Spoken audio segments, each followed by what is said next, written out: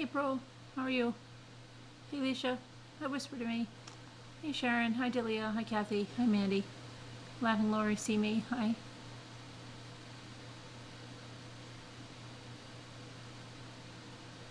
Hey, Judy. Hey. Nanette. Hi. How you doing? So I went through, I just found out who some people were in the Discovery. Hi, Anna. Hi, Deb on the Move. Hi, Judy. Hey, Potter. Hi, Dude Bro. Hey, Stargazer. I'm good. I never get done as much as I want to every day. What else is new? Just more to do tomorrow. That's okay. Hi, Peggy. Hi, Chris Ree. Yeah, I'm good. Just wish I had gotten some more done.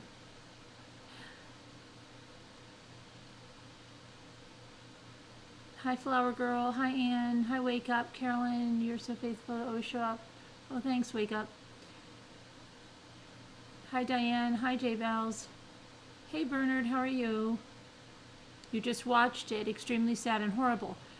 Yeah, but very accurate, right, Bernard? And they did their best to cast Shanann in the light she should be in and keep Chris as the absolute monster he is.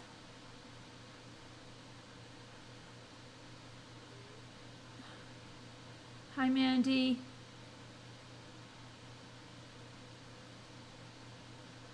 So glad you caught you. Oh, good. We're glad you're here. Hi, Two Scooter. Hi, Hennessy. Hi, Lynn. Hey, Gigi. How you doing? How's the knees? Hey, random guy. Yeah, but did you see Jimmy's Grinch? Hey, Apple Snapple.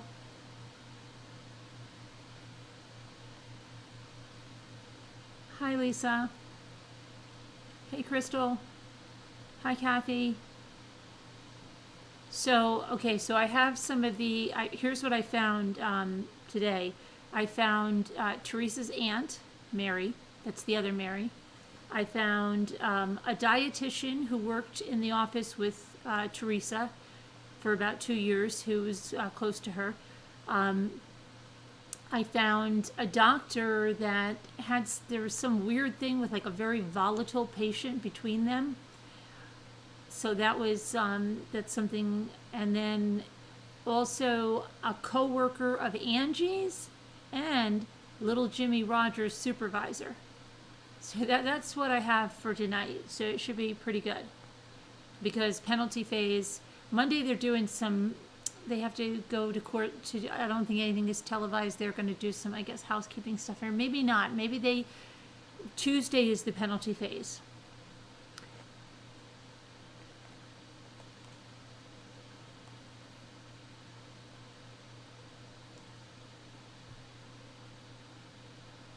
You're going to go, laughing Lori, you're going to go listen a bit and you may fall asleep. Okay.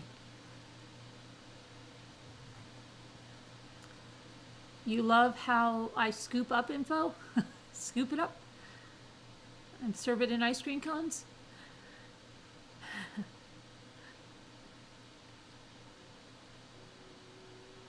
Potter getting there.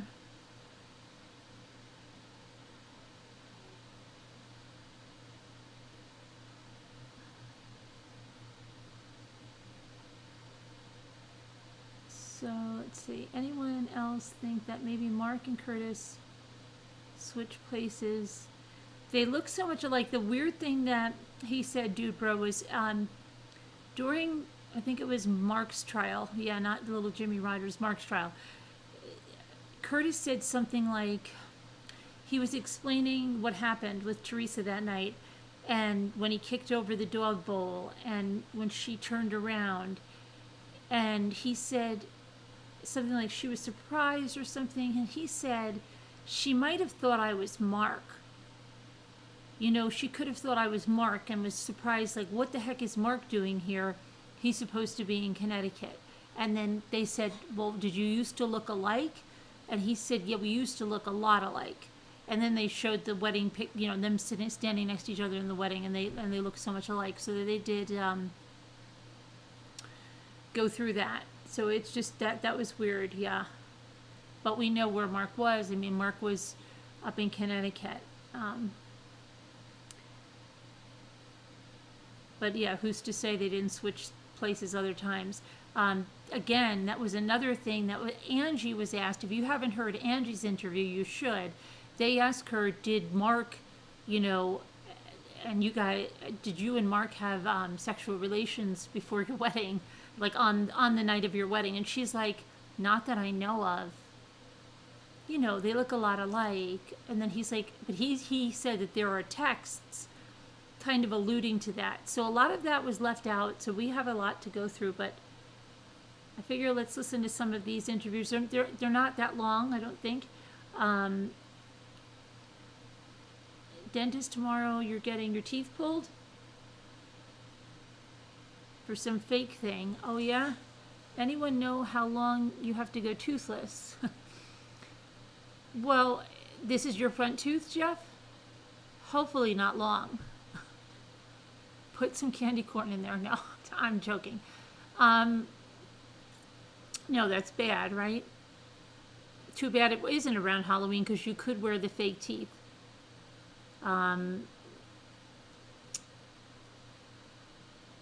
But I think they shouldn't they have you like take a mold or something ahead of time so that you don't have to be without teeth long?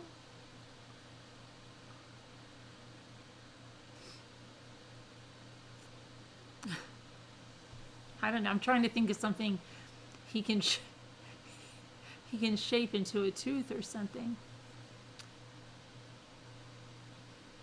Because that is something that people really,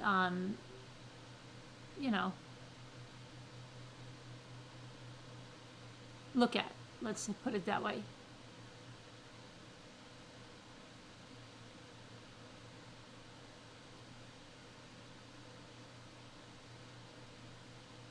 You can get those thin veneers. Maybe get those flapper teeth like the little girls on Toddlers and Tiaras have.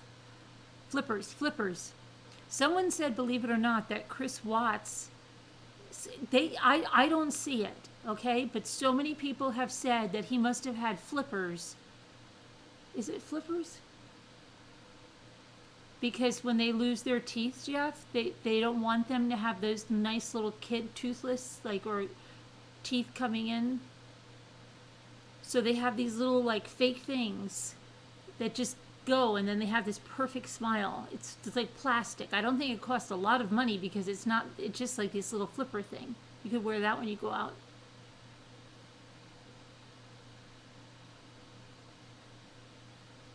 We do, Judy, we do.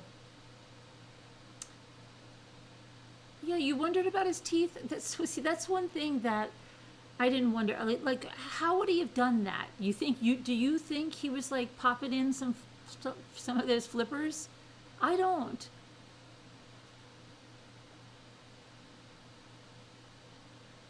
Maybe could it have been that she just whitened his teeth and that's why they look different? You know, she did a lot of Photoshop tooth stuff too, and in the pictures you saw, could it be that? Did you notice it in videos?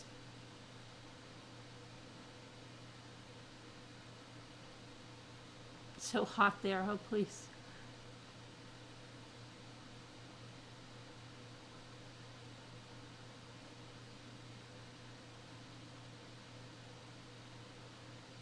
You saw 2 Grinches tonight.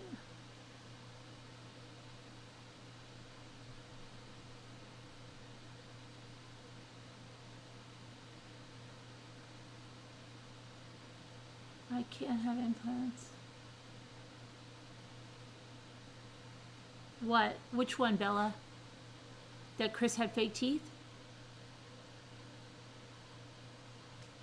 You could paint some on, Jeff. Yeah, take a little piece of canvas, Jeff, and then just carve it out a little bit. Or get wood, like George Washington, and just like stick it in there. You only need to put it in when you're going out of the house. When you're home, you can leave it out.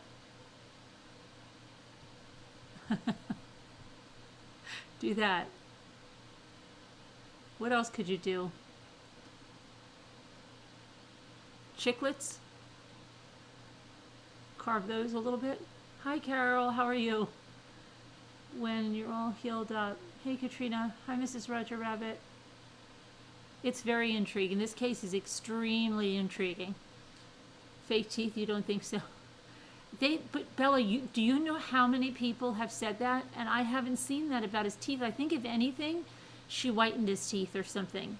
And sometimes when people do it and they do it too much in a Photoshop thing, it looks really odd. Those lollies. Yeah, I told him he could get the, see if there's any of those Halloween ones left around. Or Tic Tacs. They're kind of small. You thought about his teeth since the interviews? He talks like, but what do you think that he was wearing those what do you think he was wearing? Because it definitely wasn't false teeth, because he'd have no teeth, he'd have just gums. But what do you think he had some kind of like toddler and tiara flipper cosmetic thing? Do they even make those for adults? Could it have been that he had Invisalign or a retainer that made him talk funny? Do you think he was getting, maybe with this Anadarko job, maybe he had dental insurance and he was getting his teeth straightened somehow?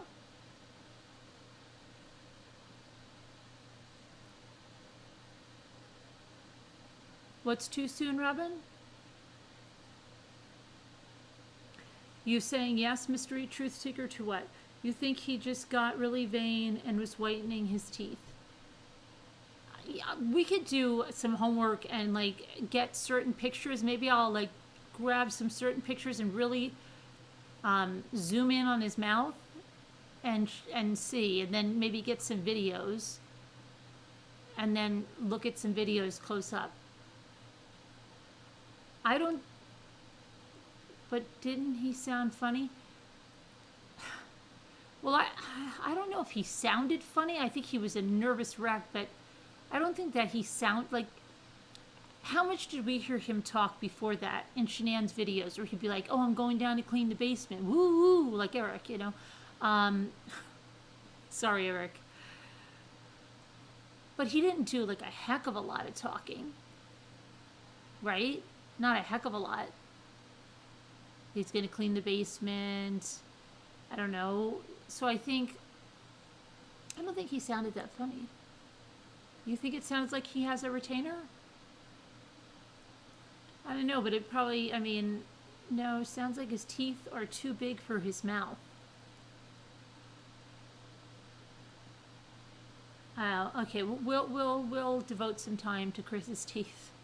But let's listen to Aunt, which one should we start with? Let's start with her Aunt Mary. He said very little. I was more concentrating on his multiple lies, yeah. All right. Let's, not the level of Judy Arias.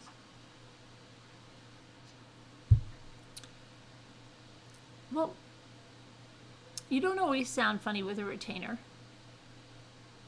I don't think I sounded funny after I had my braces off and I had a retainer. I don't know. I don't think I sounded... I think it depends on... I don't think I sounded funny. That's a long time ago. I don't know. I think you... What is the thing that you do sound funny with? Do you remember, they don't even use that anymore. Do you remember the poor kids that had that, they used to call it a night brace, but then some people had to wear it during the day? That was so bad for kids. And what determined that you had to wear that apparatus? Hi, Diana. Right now we're talking about braces and retainers and Chris Watts' teeth. They don't even have that anymore, right? Thank goodness. Headgear, that's what it was. But sometimes they used to call it night brace too. Didn't they call it a night brace like a long time ago before the headgear? But they don't make people wear that anymore, do they? I haven't seen anyone in that. I mean, not since not since I was in high school did I see anybody with that, and it was few and far between. But that's horrible. They should do a study on that. Do they still VST? I haven't seen anyone with that. And what's the reason that someone needs to wear that? Like, why can't they just get braces, or why can't they just get whatever? Why do they have to go to the headgear? You've not seen that either, no.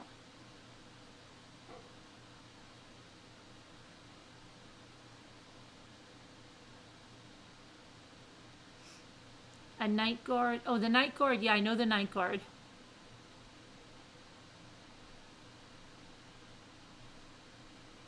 I heard of someone who went, what? How?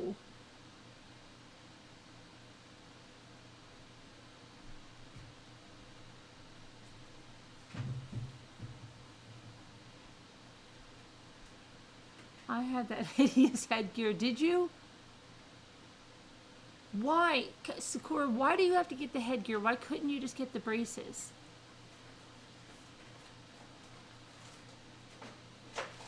They had to, yeah, but why do they have to get the headgear? What happened, Sarah? Why is Sarah upset? Sarah, why are you upset?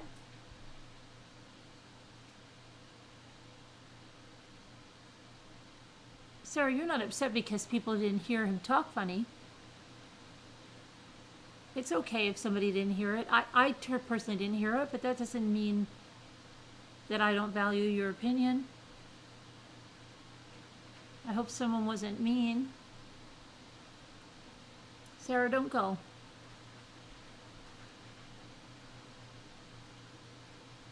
Your sister had a silver front tooth. My nephew had one too, because he lost his baby tooth when he was like 4 years old, and they put in a silver one.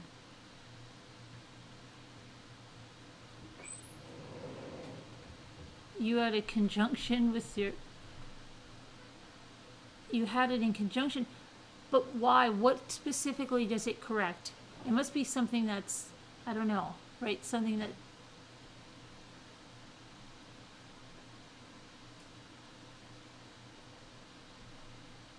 The headgear is used for your jaw. Okay. Hi, Barbara. So what happened to Sarah? What happened to Sarah? Why is Sarah upset?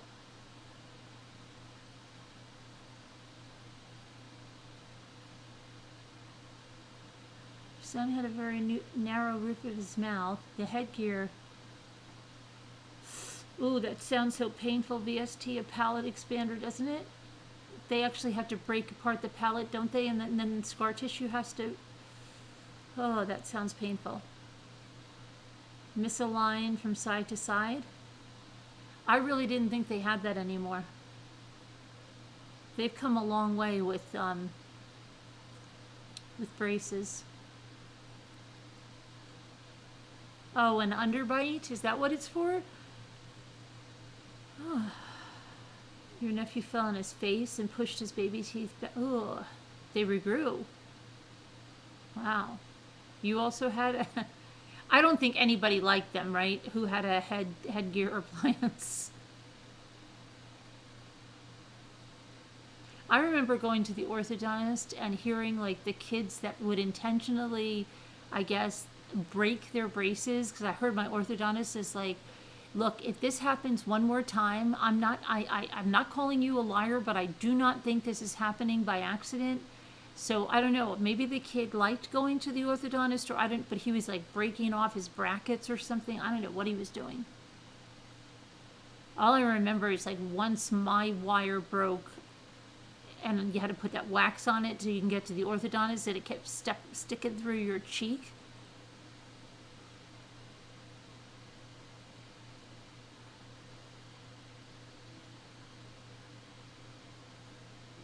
I was talking about some kids. Yeah, my nephew had one silver tooth until he lost his baby teeth. One total silver front tooth. Your headgear was... Oh, you had headgear too, Sharon?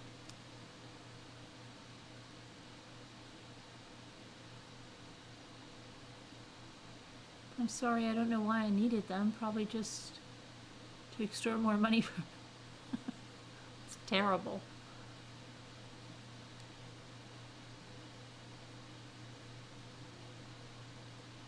My teacher finally forced the issue.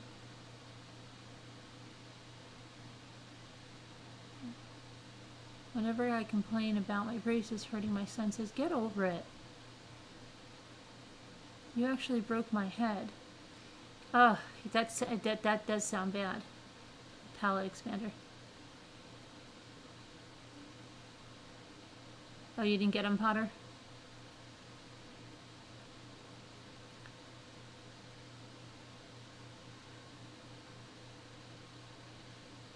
So did we? No, she wasn't arrested. Not that I've heard of.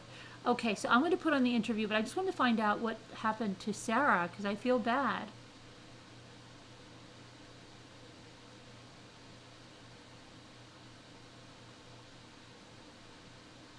Sarah, if you're listening, I don't want you. Listen to him. Something is different. I notice every time I hear it, I don't know what it is. I'll give it another listen with that in mind, Sarah.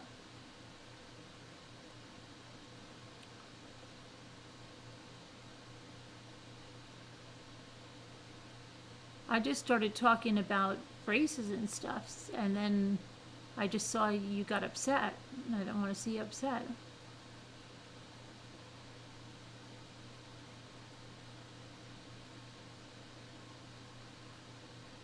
You know, I mean, we all hear different things. It's okay if you heard something and no one else did. I mean, I hope I don't see anybody that said anything, and I hope you don't think I said anything wrong to you. I'm sorry if you did think that I did. Yeah. I'll send her an email. I mean, I don't want her to go off feeling bad. Yeah. Well, the rubber bands, we all had to wear the rubber bands. I thought we all had to wear the rubber bands. Oh no, we only had to wear them sometimes, right? I can't even remember anymore.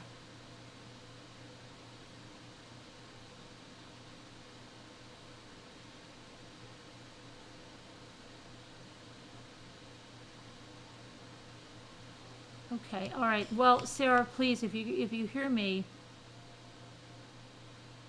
sorry, and I hope that you will come back. And I apologize if I didn't hear something. I didn't hear it of someone else. It doesn't mean that you didn't hear it. Anyway, let me get that interview on. We'll first listen, I guess, to the aunt. So hold on, let me pull it up.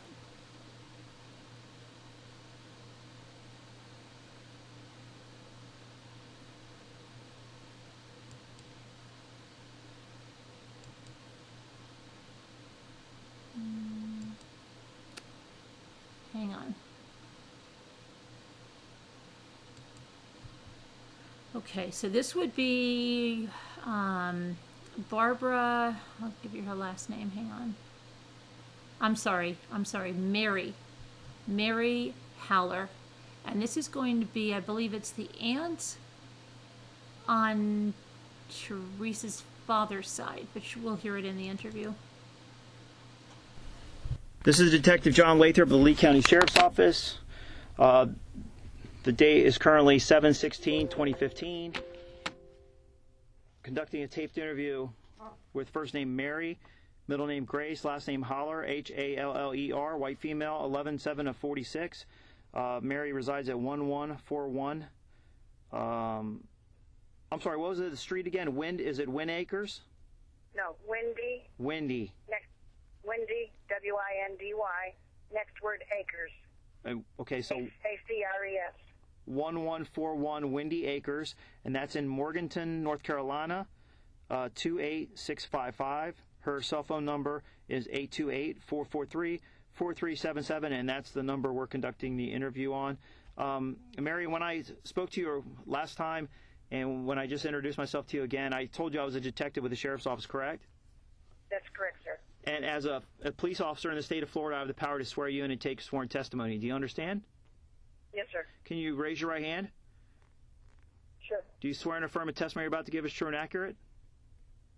Yes, sir. Okay.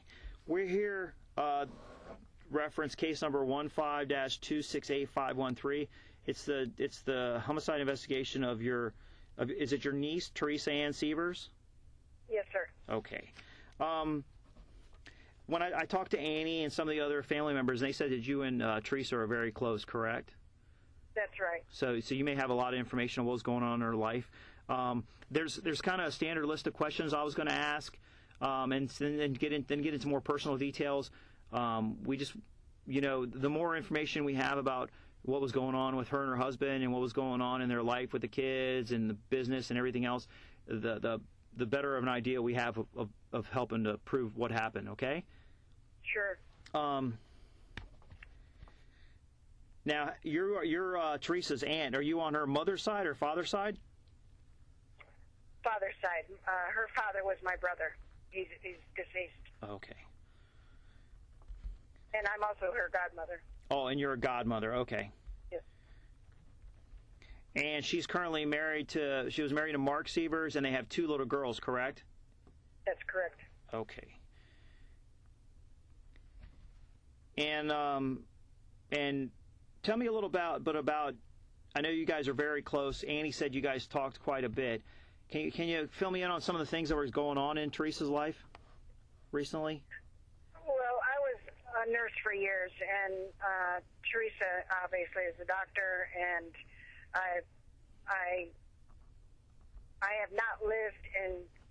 We both grew up in Connecticut. Mm-hmm. I have been gone from Connecticut since 1967.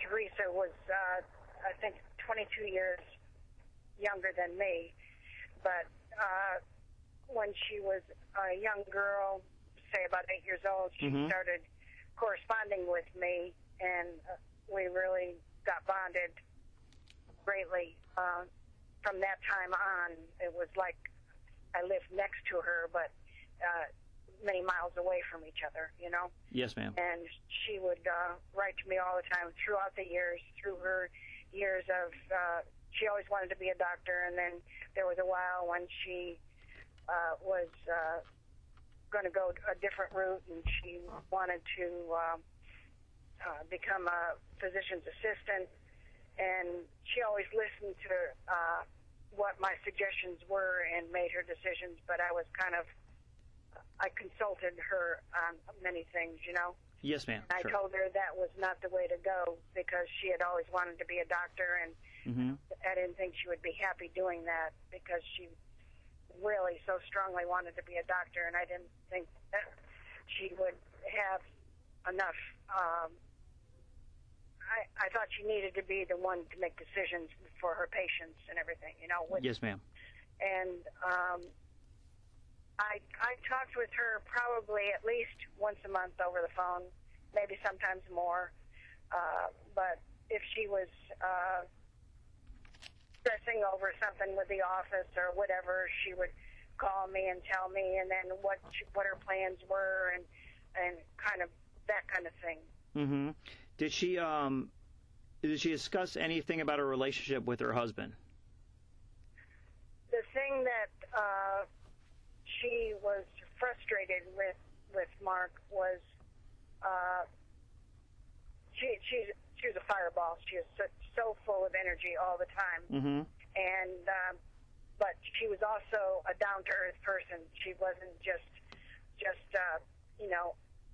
dealing on the high range of her medical degree, but she was a real person too. Yes, ma'am. And she knew all the dynamics of how to run her office and everything, but she wanted to delegate what she needed to her husband and to the rest of the workers at office. And she was frustrated a lot of times with Mark because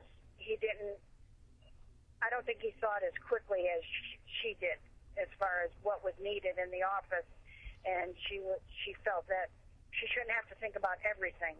Yeah. The office, and it was frustrating with her. And I talked to her a week before this happened. Yes, ma'am. I can't remember the particular day, but it was not more than, say, 7 or 8 days before this happened. Mm-hmm. And she had said she was so frustrated because it got to a point where she even had to call Mark to wake him up in the morning to get him going to get to the office or wherever he was supposed to be. And she was so frustrated with that. And she says, I don't know how I can deal with this, you know, because I have everything else I have on the stove as far as what she was trying to create and to make better care for her patients or giving seminars or whatever she was doing. And there were things that she thought she should be able to delegate to everyone in her her office, and she didn't feel like he was doing what she needed him to do. Now, it's my understanding Mark was like the office manager, but he was mostly like the stay-at-home dad. He homeschooled the kids, took care of the children, the house, things like that? Yes, sir. Okay. Did she ever mention anything about divorce or that she was so fed up or frustrated at times she wanted to leave him or anything like that? Annie said something about maybe she mentioned something about, she was very, she had a strong conviction with her vows she took, her wedding vows and her promise to God, but that she was so frustrated at this point, she really wasn't sure if she wanted to stay in the relationship or what to do. That's true. She didn't go into it at great lengths with me, but I got that feeling. Did she ever tell you whether she confronted Mark and gave him an ultimatum and told him, straighten up, or we're going to do a divorce, or it's over, or anything like that? No, she didn't tell me that. Okay. Did she ever? Do you know if they had any domestic violence in their relationship, or there's any that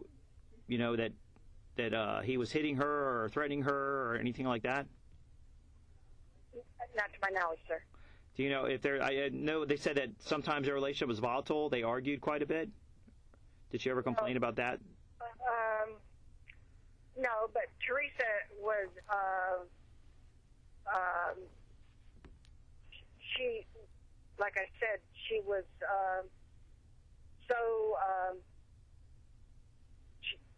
she had plans what she wanted to do with her practice. Mm-hmm. And she was just fired up all the time with that, and it was frustrating to her. Like I said, if somebody wasn't on the same agenda or at the same speed that she was running.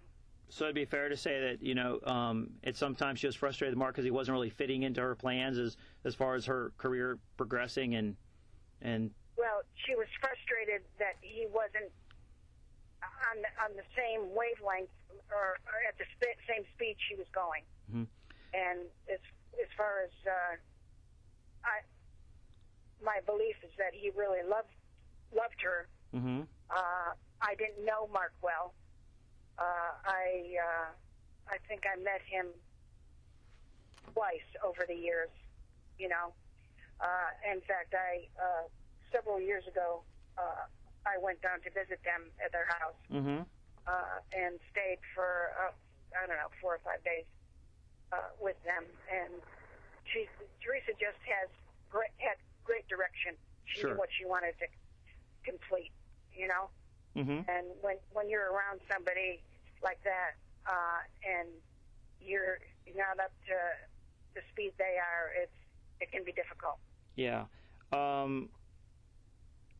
Anything else? Annie wasn't sure if she confided anything about her, and I don't want to embarrass you. Like I said, the more information we have about their relationship and Sure. and different things that could be possible motives could help. Anything about their sexual relationship? Anything about anyone in the relationship going astray, either her with someone else or him with someone else? Anything that she ever confided in you about? To my knowledge, no, sir. Okay. How about Mark with the girls? Did she ever complain about him with anything with the girls? Anything inappropriate or anything where he was very jealous or controlling of her or the girls? Not to me, no. Okay. I think sometimes she felt he was a little too easy with the girls. Mm-hmm. Teresa is so structured, you know. Yeah. And she wanted the girls to, to work for everything they got. And they had their little business going, you know, with their little things they would make to help I think it was for the unwed mother's home that she gave much time to in recent past, you know. And it's, like I said, I just don't think he was up to speed with what she was trying to create, whether that was because he didn't want to or he just couldn't, you know. I understand. Is there anyone else in her life that she complained about, or was there anyone she was scared of or concerned about her safety with, or anything else she confided in you about? The only other person that she told me about was one of the women that worked for her, and I'm not sure if it was her nurse or what, but I think that person had worked for 7 years for her, and she was frustrated with her because this person, and I can't get into the fine-tuned dynamics of what it was about, but it had something to do the way the office was handled with patients or remarks that person said or something. I can't tell you specifics, but just that she was frustrated with this person. Was that one of our office employees, Sandra, perhaps? I don't know the name. You don't know that name? Okay. But it was a woman. One of the female employees. Okay. Anyone else that she had any safety concerns with, any falling outs with, anybody she complained, any neighbors, any problems in the neighborhood she mentioned to you that she was concerned with? No. It's just that I know that Teresa, if she's a very honest person, and if she didn't agree with something or professionally or didn't think things were fair, she was not reluctant at all to say her piece. Yeah. And it was not to justify what she was saying. I mean, it was because she believed so much in what she was trying to relay to whomever. And when's the last time you said you talked to her or saw her? I talked with her about the week before this happened. Okay. The incident happened, the Sunday, the 28th, or through Monday, 29th? Yes, ma'am, correct. Of June. The week before, I had talked with her. I think possibly not that Friday before, but the Friday before that. And when you talked to her, did she tell you about their travel plans for traveling up north? No, I didn't know that. Oh, you didn't know? Okay. Know that, yeah. Did she mention anybody else that she was concerned about her safety or anything that any information you have that you think that you know maybe who could be responsible? I do not recollect anybody. Would you happen to get down for the service? No, but we're having one in Connecticut on Saturday, and we're en route to Connecticut right now. Okay. Have you spoken to Mark at all since her passing? No. Okay. Have you spoken to the children at all since her passing? No, I haven't, sir. Okay. Is there any other details, anything going on in her life that she was concerned with, that she was upset about? Like I said, we're not trying to tarnish her reputation or anything like that, but if there's anything, or look like we're attacking Mark, but those are the questions we have to answer. So if there's anything at all, we would rather people just tell us what they saw or what they heard. I can say it's like how I described her frustration. Yes, ma'am. And to what degree that I'm sure, knowing Teresa, that would affect home life also, because home and work had to be so compatible, you know, because her schedule was so tight. Yes, ma'am. And I'm sure it would affect home life in some way. Yes, ma'am. Now it's my understanding, I talked to Annie earlier, she said that Teresa was married to another gentleman named Kenny Cousins. That's right. And how did their separation go? Do they still have contact? Was it a nasty divorce? Anything like that? It was a nasty divorce. I think they came to a conclusion that it wasn't going to work. I can't really remember the dynamics. I know Mark and Teresa were married for about 11 years, and I can't. I've gone through a period of not so good health in the last few years. Mm-hmm.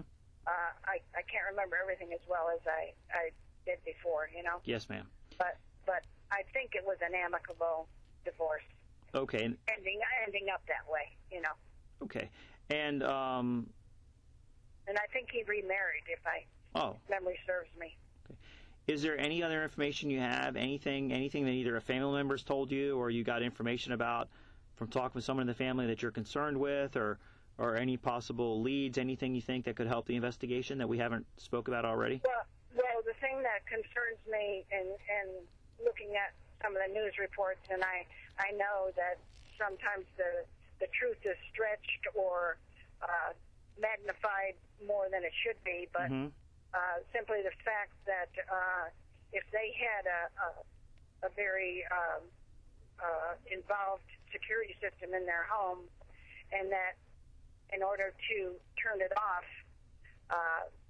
the people involved would have to dial in and put in the special code or verse or whatever, that it seems like they would probably be only two people that would know that code to turn it off. Yes, ma'am. And that really concerns me. Yes, ma'am. And we're aware of that situation. And right now, it's not appropriate to comment on it. But once later on in the investigation we have more information, I'll be happy to call you back and give you more details to kind of help answer some of those questions for you guys. I would appreciate, and also the fact that how she was killed. You know, was it? I mean, I'm just really concerned how long this went on, and to what degree. I heard from Annie that when they were doing the autopsy that they had to shave her head, which leads me to believe, and I've been to autopsies before when I was nursing, that there must have been a lot of evidence of some sort to have to shave her whole head. Yes, ma'am. And again, it's not appropriate at this time for me to give you any details, but as soon as I can, I'll call you back and fill you in, okay? And one other thing I was wondering, and I don't know whether you can say this, and I didn't ask Anne, but I mean, she had a beautiful diamond. Was that anything stolen? I can't go into that at this point either, ma'am. Unfortunately, we're trying to hold back as much as we can for the integrity of the investigation. I understand that. I understand that you have to do all that. But we're aware of her jewelry that she had on, so we know what jewelry she would have had on with her when she left the airport. Yes. Okay. I just pray that whoever did it, I hope we can find out who it was, so that you can have it settled in your mind. Whether, I mean, ultimately it's bad all around. Yes, ma'am. But so that everyone can know something and put it to rest. Yes, ma'am. You know? Me too. And so that those children are safe. Yes, ma'am. You know? All right, ma'am. Is there anything else do you have? I don't think there's anything, but I still have your number. Okay. If I think of anything, I will call you. Okay. Raise your right hand. Yes, sir. You swear and affirm that testimony you just gave was true and accurate? Absolutely, sir, yes. This concludes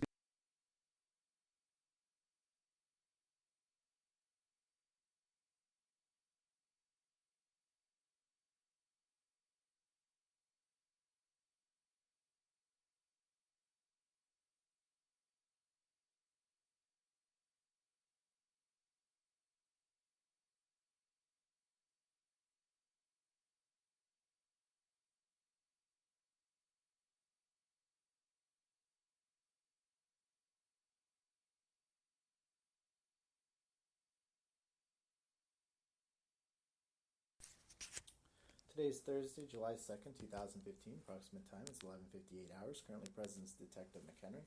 Lee County Sheriff's Office conducting a sworn tape statement with Barbara Lewin, spelled B-A-R-B-A-R-A, last name L-E-W-I-N. She's a white female with a date of birth of 8/26/1959. Currently resides at 12990 Positano. It's spelled P-O-S-I-T-A-N-O, Circle, unit number 301. That's in Naples, Florida, 34015. Barbara has a contact phone number 239-208-8699. Interviews currently taking place at the Rourke office, which is 10201 Arcos Avenue, Suite 201 in Estero, Florida. It's going to be a reference to Lee County Case 15268-513. Barbara, you recognize me to be a law enforcement officer with the state of Florida. I'm about to take sworn testimony from you. All right. You recognize me to be a law enforcement Yes. officer, correct? Yes. Okay. Oh, that was me Please raise muted, your but, right hand. oh, sorry. Solemnly swear the Okay. testimony you're about to give This is the dietitian, but you should hear her, right? Okay. Barbara, I'm here to get some information from you on basically how well you knew Teresa. Is it Sievers? Is that how it's Yes. pronounced? Teresa Sievers. How long have you known Teresa for? It's about 2 years. Okay. And how did you first meet her? I first met her as her patient. I came in and, And since then, have you got to know her better, obviously, as a person? yes, I guess it was about a year ago, and she asked me if I would be interested in working in her office as a dietitian, and I ended up doing that. So you also work out of the office here, is that correct? I do. It's not a lot. I'm not here often, but I will come in and see patients from time to time. Okay. Were you a close personal friend of Teresa's? I wouldn't say I was a close personal friend, but I really, really cared a great deal for her, and we would get together. There were 2 conferences that we got together for. They were dinners and talks the last 6 months, I would say. When was the last time you saw her, Teresa? It would be at the Zymogen conference, which was last week. I want to guess that it was either, I think it was last Monday, I'm guessing. Do you know the date? Off the top of your head. Linka was there also, so I'm going to say it was the 22nd The 22nd. of June, but I'm not positive about that. Okay, no problem. Had you ever been over to Teresa's residence before? No. You ever met any of her family members? Yes, I met her children at a talk she was giving, and her husband was there as well. And then I've met her husband on different occasions, setting my computer up in the office, and when I came in to see a client. Did you also work with the same clientele that she worked with primarily? Yeah. They were all her. Well, not all. I occasionally would bring my own patients in, but they were primarily her patients. Was there? Were you involved with any of her volunteer activities? I was involved with Wings of Shelter, Wings of which Shelter. was the human trafficking, the girls. I taught a nutrition class for them. How would you generally communicate with Teresa? Would she call you, text you? If she was wanting to talk to you, meet up with you, how would she generally contact you? Text. She texted me probably most often. Would call or email on other occasions, but usually texting if she's in the middle between patients, whether it's personal, whether it's about clients or whether it was about my care. Did you know any of her extended family? No, I did not. Okay. At any point in time, did she have any, either through her volunteer or through any clientele that she was seeing, did she have any problems with any clients or any people that she mentioned to you? I mean, I know what she does is difficult. She works with a lot of really difficult patients. But Anyone that stands out No. that having any kind of problems? Was there any kind of threats made to you or made to her that she expressed? No. Okay. With her relationship with her husband, how would you characterize that? I didn't know them well enough, and I didn't see them together often enough to really be able to tell. Do you know if they were in, how long they'd been in a relationship for? No. I mean, I know they have children, 8 and 10, so. Did either one of them ever express to you having any kind of problems with their relationship? No, I was not that. I didn't know her well enough for that. Okay. Did she express at any point in time that either one of them possibly were seeing anyone else, or did they have anyone that would frequent her often that wasn't her husband that you know about? Not to my knowledge. Or him? See, I didn't work here often enough, and I mean, I loved this woman, I have to tell you. I mean, I just thought she was amazing. But I was wanting to see more patients and be more connected to the office. Sure. But, it just didn't, it was more sporadic. Sure. And, but then I, also would go to seminars with her, and just, she sent me, I have the emails, cards, she was thinking of me. And you guys obtained a very business-related relationship, correspondence between the two of you, or friendship through work? More, yeah. I mean, when I went in and saw her as a patient, she would have her own, usual, very spitfire, very energetic way of dealing with, me as a patient. But in terms of when I talked with her, she would talk to me about, a patient that I was going to see, and just like I would with any physician, and tell me what was going on and how she wants to proceed, and it was all pretty normal stuff. Did she ever confide in you with any kind of information she didn't want you to tell anyone, didn't want you to tell her husband, didn't want you to tell staff, anything like that, anyone that she worked with? No. Barbara, at any point in time, did she say she was having any problems financially or having any problems with any particular person? Mm-mm. No. Since you have known her, has she ever expressed having anyone via, communication, coming into the office, anyone bothering her that she was having problems with, that she would say, oh, I can't deal with this person, or? No. I know that she's closer to Lenka than with me, and so I'm sure you'll get more of that from her. Okay. But unfortunately, we just weren't that close. We didn't, it's not enough time. Barbara, is there any person that you can think of that that she would confide in if she was having problems with anyone? Lenka. And is there any person that you know of or could think of that would wish to harm her or her family? No. My only concern was my feelings that I mentioned to you with her dealings with that was women. With the Wings of Shelter? Yes.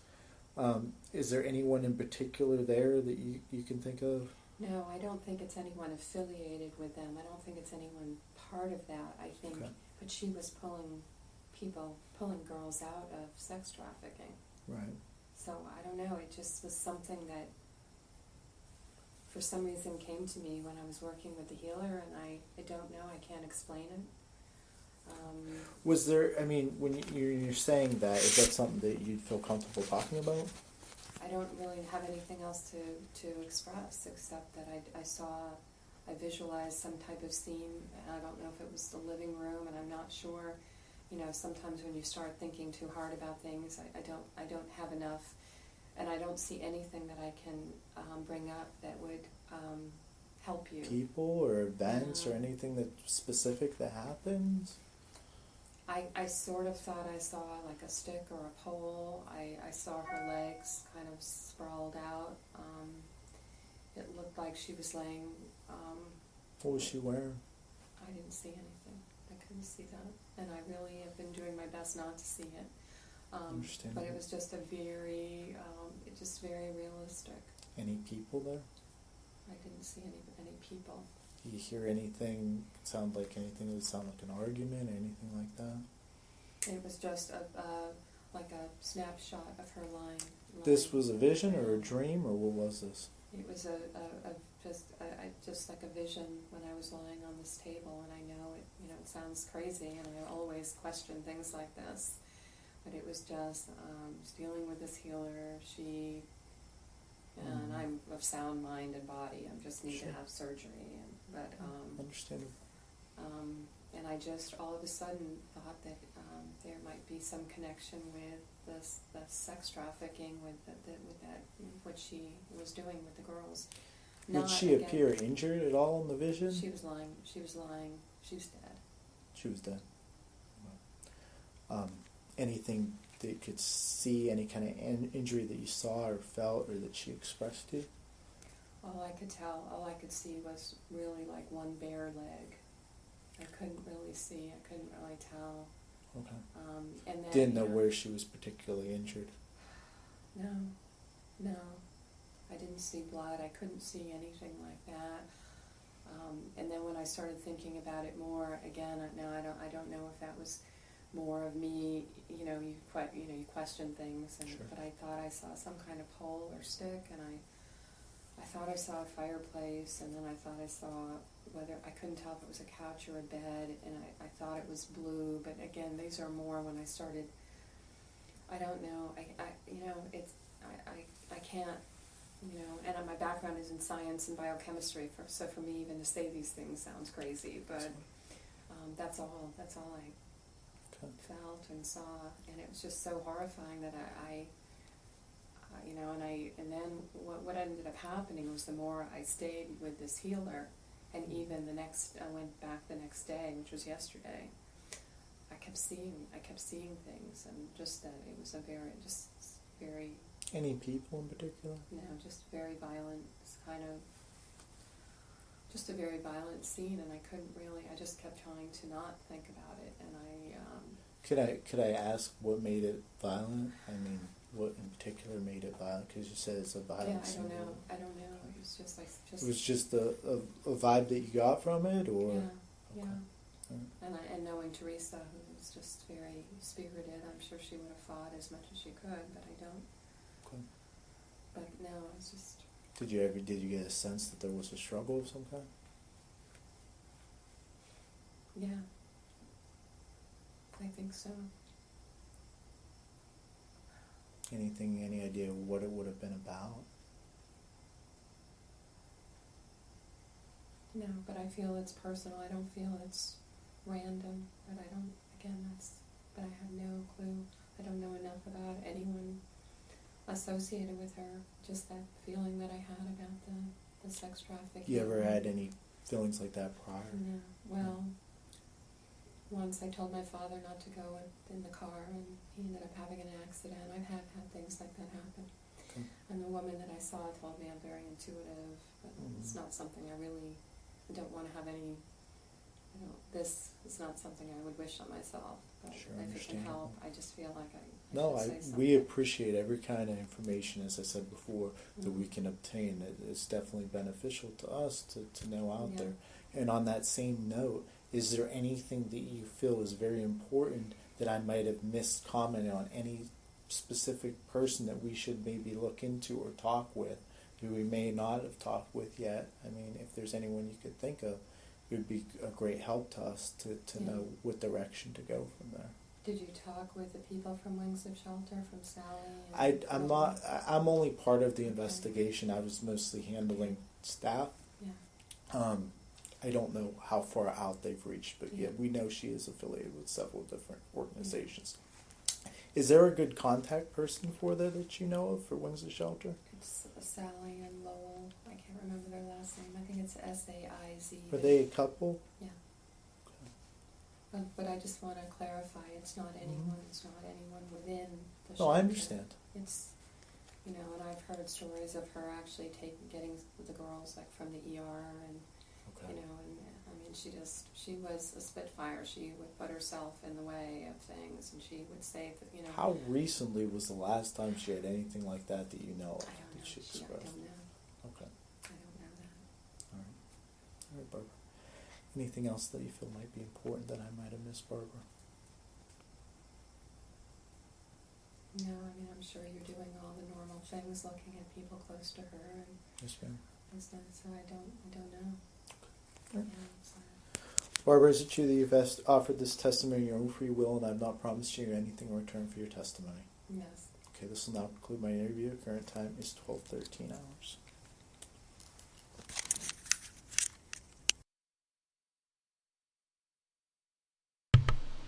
Sorry to hear that, Shimmer Soul, but I'm glad that it's helping with your anxiety. I have another interview. I didn't realize I was mute after the last interview, but all I said was I thought it was strange that he asked them to hold up their right hand on the phone, but I guess it's a technicality, but I don't remember hearing it with the Watts, any of the Watts interviews from Frederick Police or the CBI or the FBI. But anyway, guess they do things differently. Let me see. And happy birthday to Renee Bird and a belated happy birthday to Peggy K. Let me get the other interview is going to be this doctor that they had a volatile patient between them or something. I don't know what it is. Let's see. This would be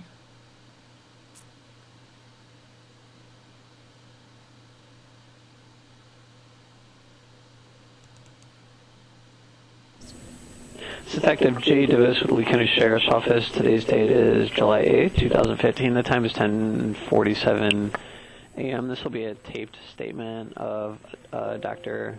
Asali, I-S-A-L-I, Ben Jacob, B-E-N-J-C-O-B. Dr. Asali, are you on the line? Yes, I am. Okay. Do you consent to a telephonic recording at this time? Yes. Okay. I just got to go over a couple things with you before we get started. As a law enforcement officer in the state of Florida, empowered to take sworn statements and put people under oath. Do you understand that? Yes. And you recognize me as a law enforcement officer? Yes. All right. Can you raise your right hand for me? Do you swear from the statement you're about to give be the truth, the whole truth, and nothing but the truth? Yes. Okay. You can put your hand down. I appreciate you talking to me for the second time now. I just had some follow-up questions. I know we were, before we were talking about a patient that you referred to, Dr. Sievers. Do you have a recollection of that? Okay. Uh-huh. I was able to talk to that patient, not in great detail, but I guess they're actually traveling right now, so they had agreed to meet me at a later time. But I just had some follow-up questions in relation to the interaction you had with him. You described him as volatile, and you said that he stopped using your practice, correct? You're coming in a little muffled, so I couldn't quite make out what you asked. Okay. The patient that you had told me you described as volatile, he stopped using your practice, correct? I more accurately described him in our final interaction as being terse. Okay. And it struck me as being so opposite of the interactions we had to that point that it was strange and bizarre behavior. Okay. Can you go into that behavior a little bit for me? If you're able to recollect exactly maybe what happened in that last interaction. Or... Sure. From the moment he came to me, he was very pleasant,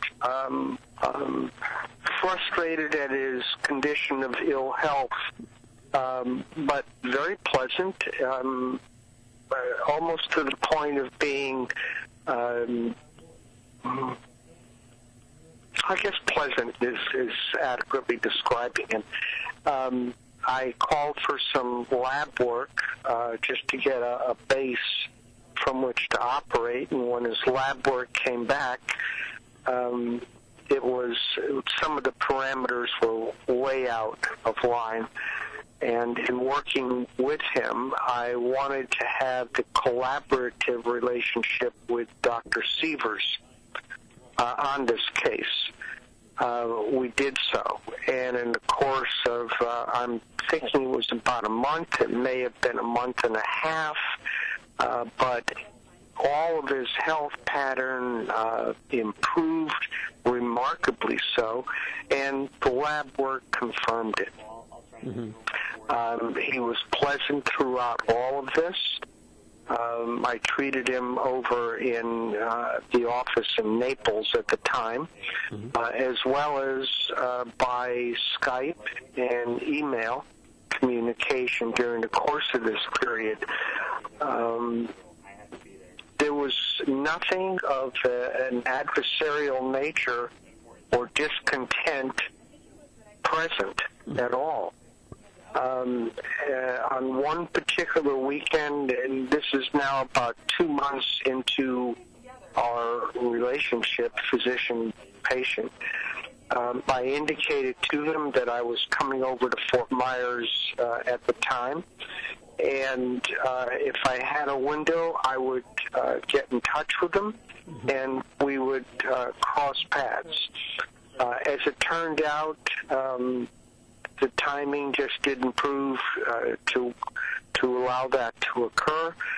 I contacted him by email expressing my regrets, and that I would contact him as soon as I got back to Miami.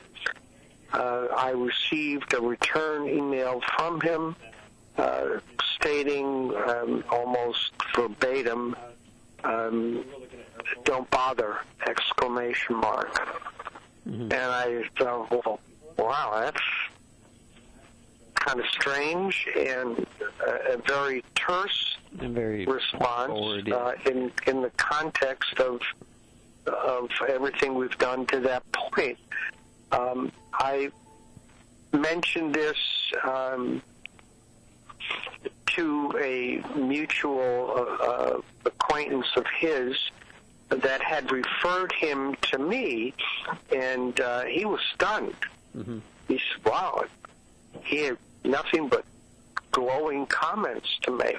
Actually, there were a couple of individuals that he had spoken with about the treatment and the health benefits he was receiving in glowing terms. So this behavior was just not balanced behavior. Mm-hmm. Something wasn't right. But I let it go. So be it. Everyone has a right to vote, and right. That's it. You move on. And now, as it turns out, I learned from my student and colleague over in Naples, Dr. Romero, that he had some level of disquieting behavior with her, and she expressed to me that she was aware that he had a volatile reaction over the phone, yelling mm-hmm. at Teresa's staff. Mm-hmm. So all this as a pretext to my reaching out and making comment that, at least this needs to be vetted.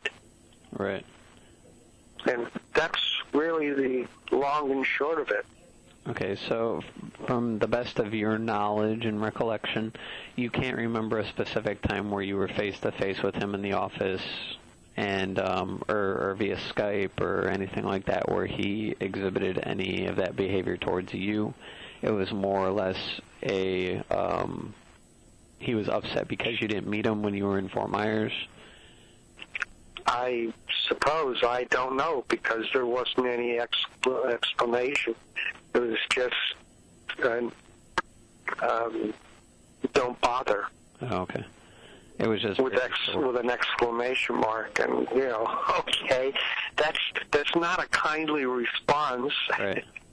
nor one that displays rationality. Right. Even when you don't like something, you call someone up and you tell them, and you tell them why you don't like what they did, whatever they did. And particularly in light of the fact that he had such favorable results, mm-hmm. dramatic benefit. Right. Yeah, I had talked to him on the phone, and he really didn't have anything bad to say about any of his treatment. So I'm still waiting to talk to him. But I just wanted to follow up with you because I already talked to Dr. Romero as well. So like I said, I was just following up with you on that simple thing, and then we'll go from there. Have you heard anything else of late related to the case? Well, only the chatter that's on the news and what I read on the internet, and I hope someday it will all come out and you folks are successful. And what I heard and what I read was that the neighbors, in fact, heard some yelling and arguing and someone screaming. I don't know if that's true or not. That's what I read. And what I read also is that apparently she was accosted with a hammer. But again, that's from the media, and I don't know how accurate that is. The media outlets tend to exploit certain things that they learn, and well, sure. I would not give 100% of anything you hear from the media. I mean, don't.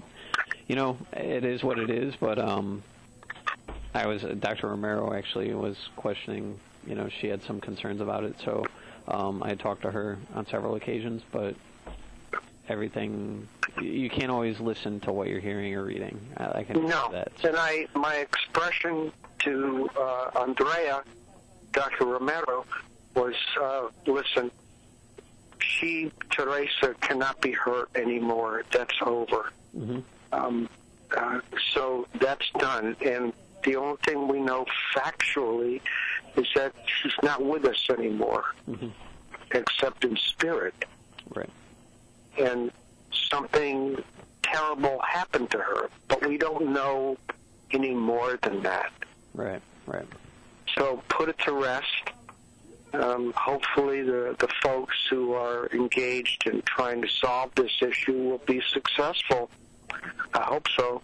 Yes, we hope so as well. So, yeah. Like I said before, if you hear anything or you feel you have any more information that needs to be looked at, please don't hesitate to call us, okay? I certainly will. And I just reached out only because of the strange behavior with Rick. I don't know if it's him or not. And it's just something I felt needed to be vetted, and I'll leave it at that. All right. Thank you for your time, Doctor. The time is 10:59 a.m. This will conclude the tape statement. I'm going to end the recording now. I can't believe I didn't hit send, so you didn't even know where I went. And I was gone for like 3 minutes. It's not ice cream. It's this Kodiak cakes. It's the cake in a mug thing. And then I just put a little cream and walnuts on top of it. That's what it is. It's cake. Cake in a cup. High protein. You think it's not ice cream. Yeah, everybody thinks it's a pint of ice cream. No, it's not. Sorry to disappoint.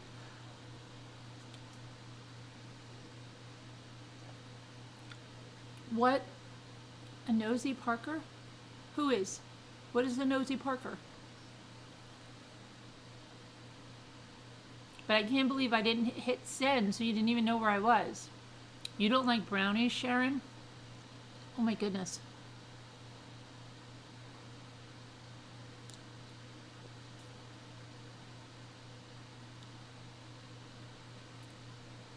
You thought it was your connection? Oh, yeah, I forgot to hit send. I can't believe it. That's a very big slice. Not so big. Hi, Montana Sky. Oh, the doctor you think he was nosy? It's the type you put in the microwave, yeah. Kodiak cake. It's the high protein, but it's very good. All right, let's see who else we have. You have to be desperate to eat a brownie? Oh my goodness. Janelle, I hope everything's okay. Let us know. We're praying for you and your husband. I mean, yeah, that's terrible. You guys went for a night out and he fell?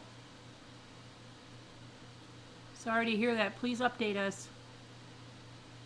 You made cinnamon rolls? You like their brownies? But their badges, that must be you must have something else there. Is that what you call a police officer over there?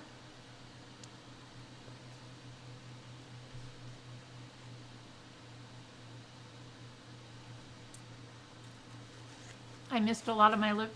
I'm sorry. Sorry, Tom. It's a little messy. Tom's worried about me.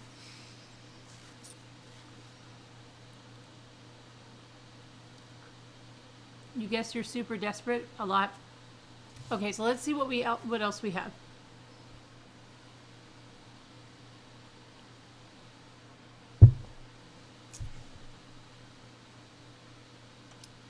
A brownie. Oh, I know that. I wasn't thinking of that, Casbat.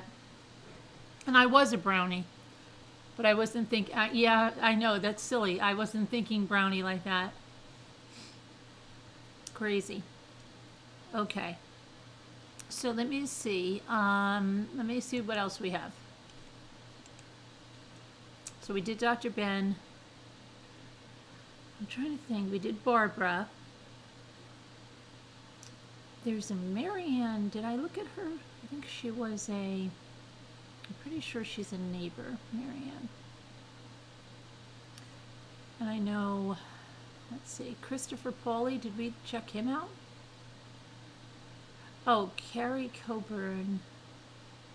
I did check. Oh, yes, we have. This is little Jimmy Rogers. I'm pretty sure this is little Jimmy Rogers' supervisor. If it's not this one, yeah, I think this is. Let's see. Let's make sure. This is Detective Heard from Lee County Sheriff Department Major Crime Unit. Today is June 29th, 2015. The time currently is 7:21 p.m. Your reference case number 15-268513. I'm currently located at 27490 Old 41 at the Bonita Fire Station. With me present is firefighter Carrie Coburn. First name is C-A-R-Y. Last name of C-O-B-U-R-N. He's a white male. Sir, can you go ahead and raise your right hand for me? Do you swear from all information about to provide the truth, the whole truth, and nothing but the truth to the best of your memory? Yes. Can you go ahead and tell me what occurred today when you were dispatched to a call at 27034 Jarvis Road? Well, you want me to start from when we got on scene? Sure. We got on scene, and we were kind of waiting. This is, I guess, the EMT, so we'll listen to this one, then we'll go to Jimmy Rogers. This is very short, I think. Our BC said we could go ahead and wait, but then the gentleman that called 911 saw us, and he seemed a bit frantic, and he was waving for us to come down, and we assumed the scene was safe with him standing up front. So we proceeded down. We got down there, got out. I believe our acting Lieutenant Mendez grabbed the monitor, and I grabbed the trauma and the airway kits, and then proceeded into to the house, and we talked to the gentleman. Can you describe the outside of the house for me? The outside of the house? It's a big white house, double car garage. Was the garage open or closed? It was open when we arrived. Okay. And the gentleman that was there had a Cadillac, I believe Escalade, that was parked in the front driveway. Okay. There was a van in the garage, looked like it had some damage to the rear of it, and a Mercedes in the other side of the garage. Okay. So what happened when you approached the residence? The gentleman told us what happened as far as his phone call from the husband, and that the wife hadn't shown up at work, and that he came over to check on her, opened up I guess he had the code to the garage, opened it up, went inside, and found her how she was, and then said, go see what I mean, basically. So we proceeded in with all of our equipment. I set down the med box and the airway kit, I think, in the laundry room. I believe that's where I set both of them down. Was the interior door open or closed when you approached? The interior door was closed. Who opened it? I believe our Lieutenant Mendez. Okay. And before we proceeded in, he did tell us there were 2 dogs, and our lieutenant asked him multiple times. I think he was on the phone at the time. How big the dogs were. And he opened up the door, and he looked in, and we were all kind of right on top of him. and I put myself on dog detail for protection purposes. But then the dog didn't come out right away. And then the dog came, like firefighter Hughes said, came from the back of the house somewhere. And the dog did touch me. He came up and rubbed up against my legs. And at that time, the dog also was standing on top of the hammer. So the dog definitely did move the hammer. We saw that. Okay. And I shooed the dog away, and it took off, and we never saw it again. Do you know where the dog came from? Came from the right back side of the house. Like there was some rooms back there, I believe.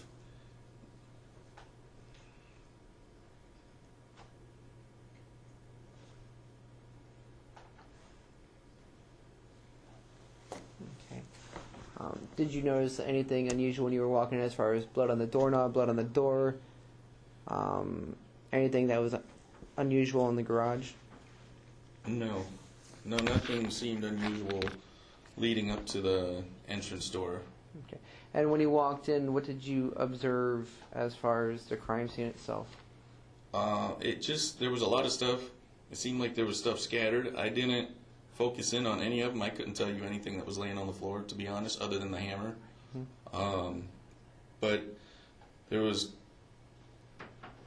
considerable amount of blood that seemed to be mostly to the right of her, and other than that, just a lot of stuff scattered. Unfortunately, I didn't notice what any of it was. Okay. Do you have any additional information that might help with the investigation? No, the only thing I really found pertinent was that the dog definitely stepped on the hammer. Okay. I appreciate that. After you walked in, did you touch or move anything? No. When I turned around and walked out, I grabbed the equipment that I brought in and brought it back out to the truck. Okay. And that was the last I went in. Well, I greatly appreciate your time. The time currently is 7:27 p.m. This concludes the interview. Okay, so that one's, I didn't mean to, it's okay to hear that one, but it's nothing really. Give Jimmy Rogers his supervisor.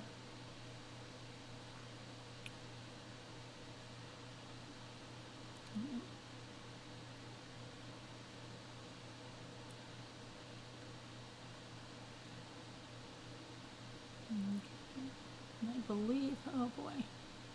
Okay, before I think this, is it Emily? Rebecca, we're going to listen to her first. She's Angie's co-worker, I guess at that restaurant. Pretty sure that's who it is. If it's like the wrong one, I'll turn it off, but I'm pretty sure this is Angie's co-worker. Today is Wednesday, July 2015. Approximate time is 5:05 p.m. Currently present is Detective McHenry, Lee County Sheriff's Office, conducting a sworn tape statement with Rebecca. It's Bianca, right? Rebecca, last name Bianco, white female, at the date of birth 6/11/1989. Currently resides at 27029 Jarvis Road, Bonita Springs, Florida 34135. Rebecca has a contact phone number 2392. That wasn't her. Let me find her. I've got to find. I think we're up here. Let's see.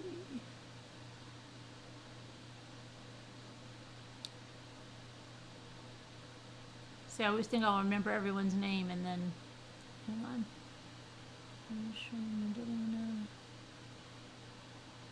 Robert, Kelly, Renata, it wasn't Kelly.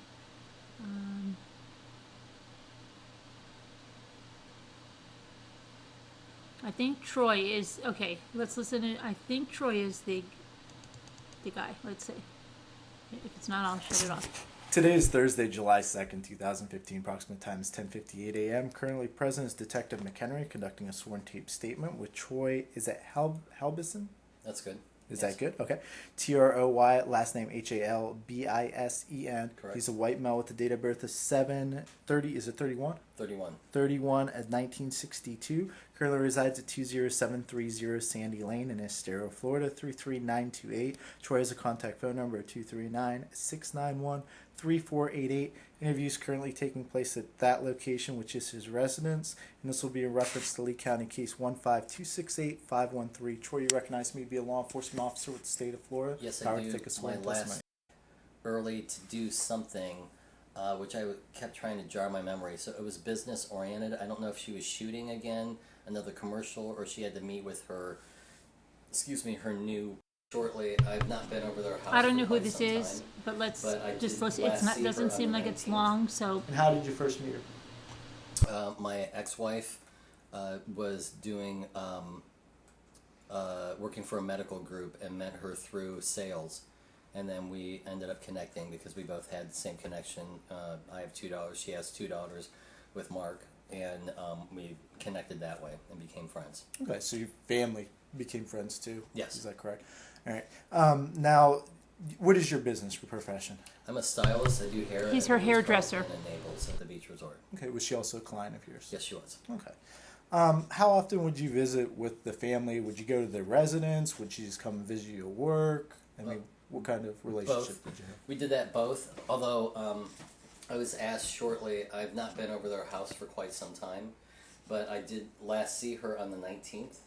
Of this month? Yes, I did call the hotel just to confirm it, and then had all the other records pulled just to see what type of pattern, when she was in. Because she had a tendency to usually come in about once a quarter.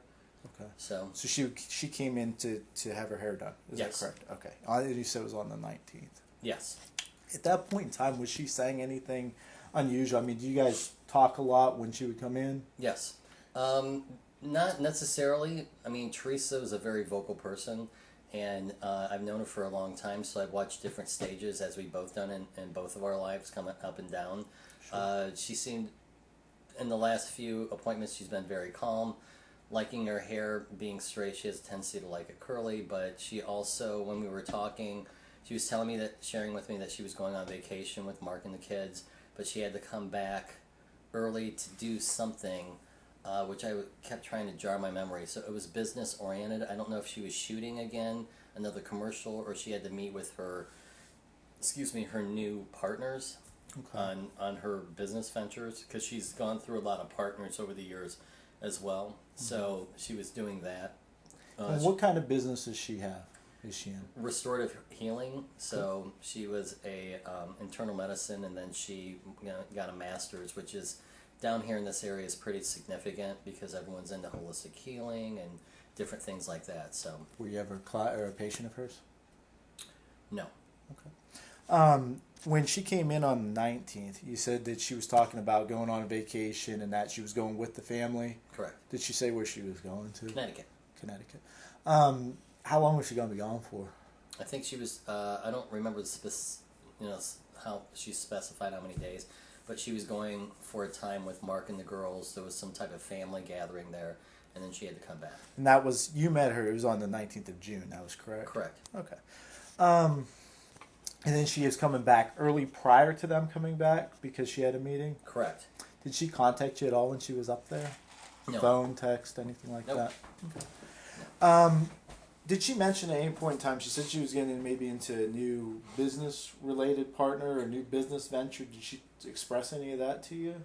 No, she's sharing that she had some new people that she was working with, or the people that her newer partners that she's been working with, that she was possibly doing something with them when she was getting back. She had some other business things to take care of as well. Okay.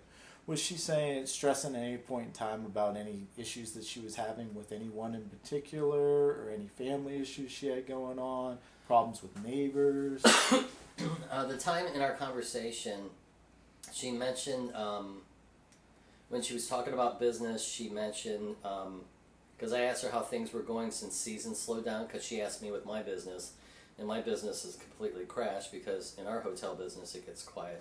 But she was saying it was, with her, I think she was saying maybe 6 people a day or something, so her numbers are fairly good. But she had a new receptionist that she really loved. She had her for a while, and then she all of a sudden quit or left on her because she had to do something else. And then she hired another person for a short time, and this person was completely horrible, had no management skills whatsoever, and fired her, and ended up getting the first person that she that ended up leaving, talking to her, and she said, I was asking her, would you please come back, and you make your own times. I like how you work, and come in whenever you want, and you can manage it just to do the books and to balance out what I need. Sure. Did she mention names of these people, who they might have been, or did you personally Not know that I them? can recall, and nobody that I knew. Okay. Was she having problems with the person she fired, or was going to fire? Did she actually fire them, or she was going to fire them? I think she said she let that new person, after the first person left, she fired. Okay. And how long did she say that she was employed with her for? I think it was a short time, but she really didn't specify. Okay. Which I was curious too, because I know she had a husband and wife working for her prior for a couple of years. So but I didn't get into that conversation with her either. Okay. Did she say anything about having any problems with family, with husband, with any relatives, anything like that? Nothing at all. Nothing at all. What about with neighbors? I also mentioned. She mentioned with her neighborhood. I guess I was talking to her, and I said I went down the road about a month or so ago, and they had these big 4x8 sheets of plywood up with like neon signs for no truck through traffic or something like that. They were having some trouble. I guess they're developing a property behind their area, and there's been a lot of the big dump trucks have been cutting through as a shortcut, and that was becoming kind of a problem. And I know she was having an issue with that a little bit. Did she ever have any kind of confrontation with anyone from there directly? Not that she'd mentioned me, but not that I wouldn't be surprised. She was not afraid to stand up to anybody. Okay. And the last time you talked to her was on the 19th then? Yes. Okay. Would she regularly call or text you anything if she was having problems or anything like that? No, we always got a Happy Father's Day, Happy Mother's Day, Merry Christmas, Happy New Year, things like that. Did you ever know her in the time that you've known her? Sounds like you've known her for a while. Did you ever know her to have any problems with anyone in particular?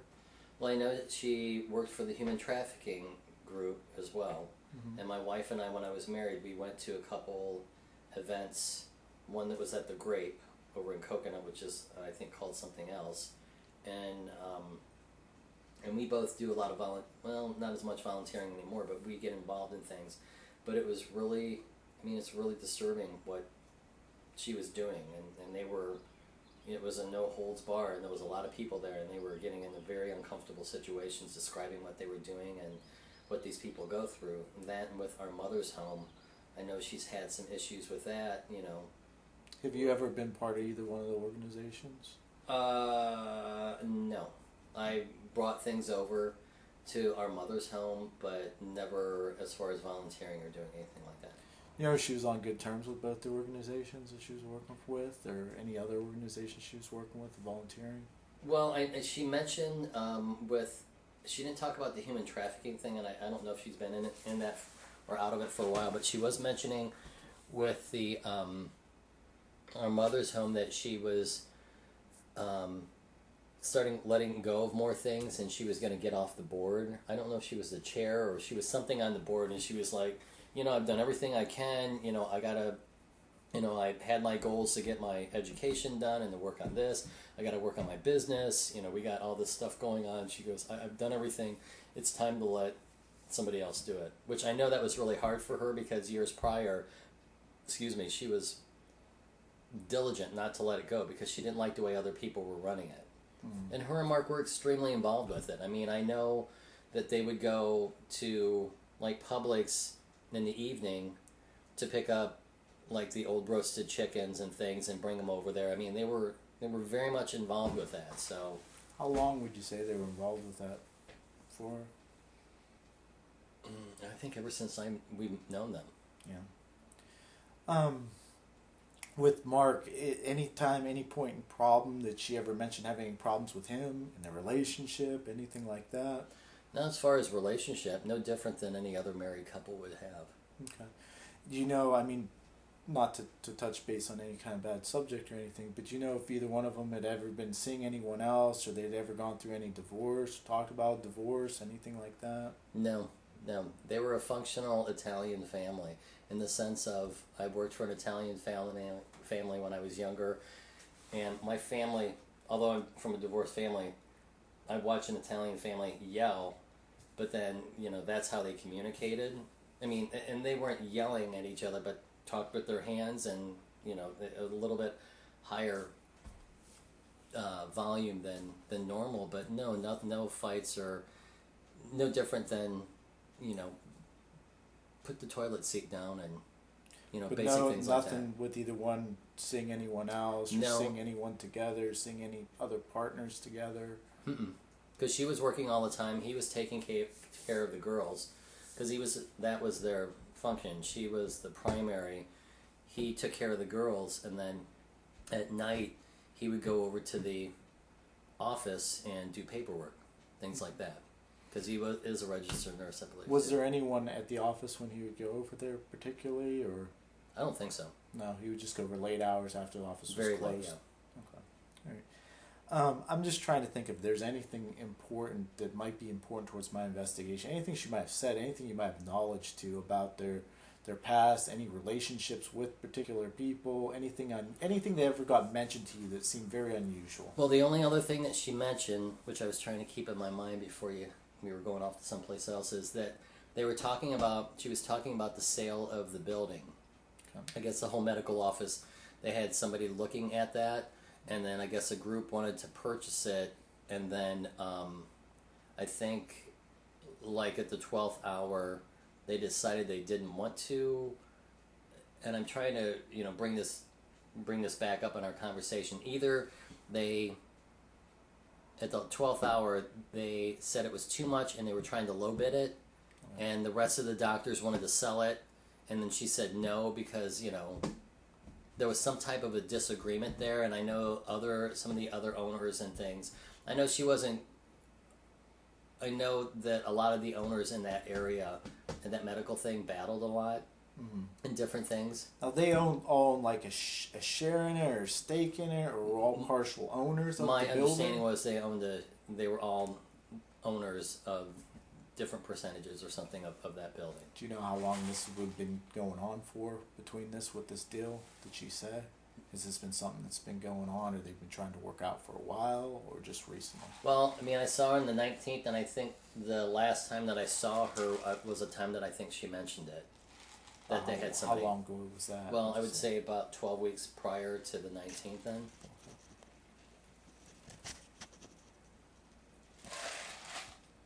Do you know anyone that would want to harm her or want to harm the family? She's got a lot of strings out there with people. Like what kind of strings? Well, I mean, she's connected with so many people. Of course, sure. In what she does. And I think, the only thing that I could think about, and my ex-wife has been calling me since we were friends with them, is possibly the human trafficking or our mother's home. I don't know. I didn't realize. My ex-wife called me on Tuesday. We were at the library across the street from the medical office, and she was crying and told me what was going on. I looked up on the internet at that time and read through it really quickly, but not capturing all of it. And then after rereading it yesterday and saying, I guess, how grisly it was and gruesome, I think that was a verbiage. I mean, I think we all, if they're going to be in a situation, we want it to be quick and fast. Yeah. And then we heard about that, and I don't know who would do something like that so quickly. Where did you hear those specific facts from? I think I read it in the news press. In the news press. And then I think it was on. I think it was 2 articles that I read: news press, and there was something else. And then we saw something. I was over in Benita, paying an electric bill down at one of the marts there, and we saw it in the news article. Wow. So. You can't think of anyone that would want to harm her or want to harm the family? Had they ever been a victim of any kind of crime that you know of? The household, the family, that location, anything in particular as far as that went? Not at all. She talk about ever having any problems with any clientele, co-workers? Is that your wife? No. That's funny because I think her husband Mark has that ring dial, and he goes, "Oh, it's Teresa." He goes, Oh, well, no. That ringtone is actually for work. And what happened, actually, not to get into way off the subject, but basically what happened was when we first switched to the iPhones, the tone was just so, it did not wake me up. So we'd get a call out in the middle of the night, it didn't wake me up. So I needed something loud and boisterous that would, wake me from sleep. So but that's so funny you had that on, because that's exactly Mark's tone for when Teresa would call him. He would laugh because he's very fun and uppity and things like that. So he goes, "Oh, it's Teresa calling me." So I'm like, "Going, are you kidding me?" He goes, "Well, why not?" Yeah, But I don't know of anyone that would do something to this point to them. But that's why I called, because I just wanted to make sure that any little, like you said, any little bit of information that I could give would help out as well. Is there anyone else that you could think of that would be important for us to interview, that would know her personally, related with her a lot, would go out with her, that you would confide in if she was having problems with someone? No, because you were asking about some of her clientele, and we've talked about clientele before. Not that she was very ethical in the sense that if I was sick or something, she goes, "Well, you need to go to your doctor." She goes, "Because I'm not writing you a script. I can't write you a script." Right. I can't. She was ethical in that aspect, but I know of some people within the area here that went to go see her, and they're like, "Well, she's a." She would never mention names. She goes, "But yeah, I do have a client that I would like to fire," as a term. It's like, I'm trying to help them out holistically and different things like that. But he's like, they're just nuts, and they're calling me all the time, and they want all this counseling. And she's like, "Lady, just come on. I'm giving you the strategies, but I'm not your coach." She say that about multiple people or one person in particular? I think there's multiples. I think when you're into holistic healing, everyone's trying to find that miracle cure, and then they're calling the same person over and over again. Right. So I think, when she first opened up, she was grabbing as much as she could in any business. You're grabbing everybody, and then you want to kind of filter it out to the people that are really taking you, practicing what you are preaching to them. Where a lot of people want to do that, but then they want to find excuses and blame it on somebody else and keep calling. And I think, possibly she had that issue with some people that worked with her, but she never mentioned anybody Particular. because she would never do that. Okay. Very good. Nor would Mark. Troy, is there anything else that you feel that might be important, or any person, like I was stating before, any person that she might confide in if she was having problems, either home, business, personal, anything? If she had issues, she'd probably talk to her sister about it. And what's her sister's name? I don't know. I mean, I do, but I can look it up on Facebook. Oh, that's fine. She said she Does her sister live local, or does her sister live out of state? I think her sister's in Connecticut. But no, because the gentleman that when I called on Tuesday, called me back. He goes, "Well, when's the last time you've been over the house?" And I'm like, "It's been like 3 years since I've been over at the house." Because they were very helpful with me. I was going through a divorce, and my wife was unfaithful to me, so they were both confiding with me about that, and I was over at their house a lot. But there was a time that Mark and I went out to, because he's a member over at one of the Fort Myers shooting ranges, and he's been asking me for years. He's like, "Let's go." He goes, "I got some guns. Let's go, do some target practice." And I went. I just moved into this house, and there was only so much I could do, and I was bored. And he goes, "Hey, is that offer still up?" And we went out and did some target shooting, and then he saw my ex-wife, and then he goes, "Oh yeah, I just saw Troy's doing really good. We went target shooting." And she was like, "What? You went target shooting?" And she got all wigged out, called her attorney, and I'm like, "I don't own a gun. Right. We went target shooting." Yeah. And so, but we were at that point where I kind of he kept calling, and I really didn't talk to him that much, just for fear of having something happen that I couldn't see my daughters. Oh, okay. So, but it was nothing.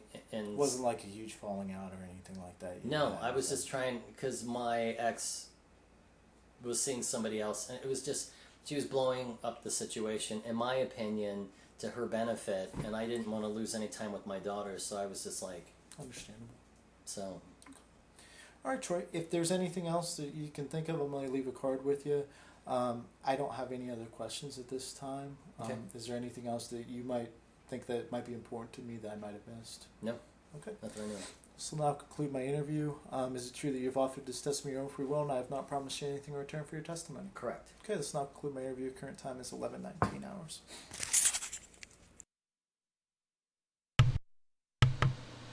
Okay, so let's now find either Angie's coworker. That guy, it sounds like he had quite a friendship with Mark, that he remembered Mark's ringtone. He wasn't just with Mark one time. Jimmy put a ringtone like that on my phone. He thought it was funny.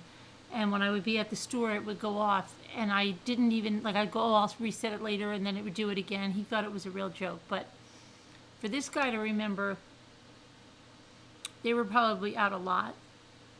And he had to mention it like twice to this guy. So he's her stylist, but he seems like he's pretty tight with Mark. And I think he has a general disdain for women since his wife cheated on him, and seems like he was just, she's always blowing everything up. Teresa was ethical in one way, but then he's trying to say she wasn't. Troy, I'll tell you his name, hang on. His name is Troy Habison, Habisen, Troy Habison. So let's see what else we have. Groves, Israel. I'll find it. I think Carrie. That is it. It's the other Carrie. That Carrie Coburn is the. No, did we just listen to Carrie Coburn? Wait a minute. I'm getting confused. Did we listen to Carrie? We did, right? Carrie was someone else? Carrie was, who was Carrie? Carrie Coburn, did we? I'm confused. Did we listen to Carrie Coburn yet? Cary?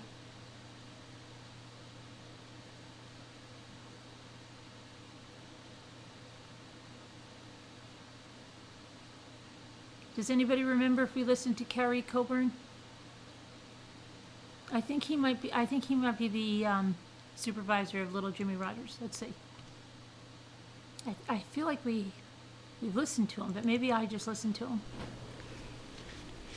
This is Detective Hurd from Lake County Sheriff Department Major Crime Unit. Today is June 29th, 2015. The time currently is 7:21 p.m. The reference case number 15-268513. I'm currently located at 27490 Old 41 at the Bonita Fire Station. With me present is firefighter Carrie Coburn. First name is Cary, last name of Coburn. He's a white male. Sir, can you go ahead and raise your right hand for me? Do you swear from all information about to provide the truth, the whole truth, and nothing but the truth to the best of your memory? Yes. Can you go ahead and tell me what occurred today when you were dispatched to a call at 2703? That was the EMT. I knew we heard him. Okay. Hang on. All right. Let's see. I'll find him.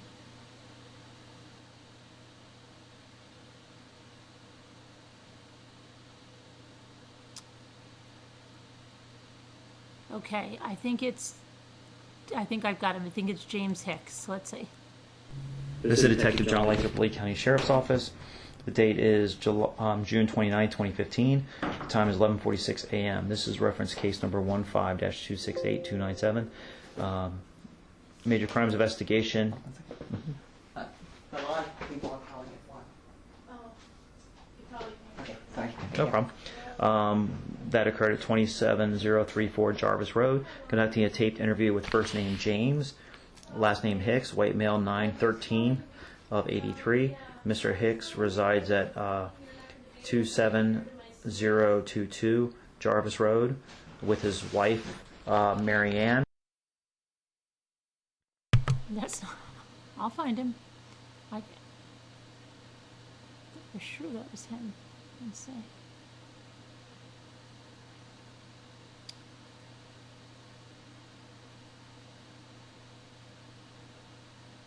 We did Rebecca. Might be Rick. It's Emily. Pretty sure Emily is the coworker, and I think Rick is. I think I found them. This should be Angie's coworker. This is Detective Hurd from Lee County Sheriff Department. Major crime unit. This will be reference case number 15-268513. I'm conducting an area canvas. Today is June 29th, 2015. I'm currently located at 27030 Allen Street. With me presently is the homeowner Emily Ramirez. First name is Emily, last name is Ramirez. She's a white female, date of birth of 3/25/1989. Contact phone number is 239-265-5550. It's 3510. Ma'am, can you go ahead and raise your right hand for me? Do you swear and affirm all information you're about to provide us the truth, the whole truth, and nothing but the truth to the best of your memory? Yes, I do. Did you hear or see anything unusual in the last No. 48 hours? No, I haven't.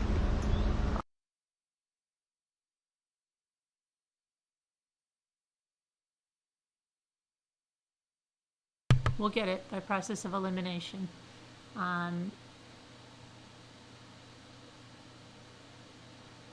Let's try Megan. Is it Megan? Maybe. Let's see what Megan does.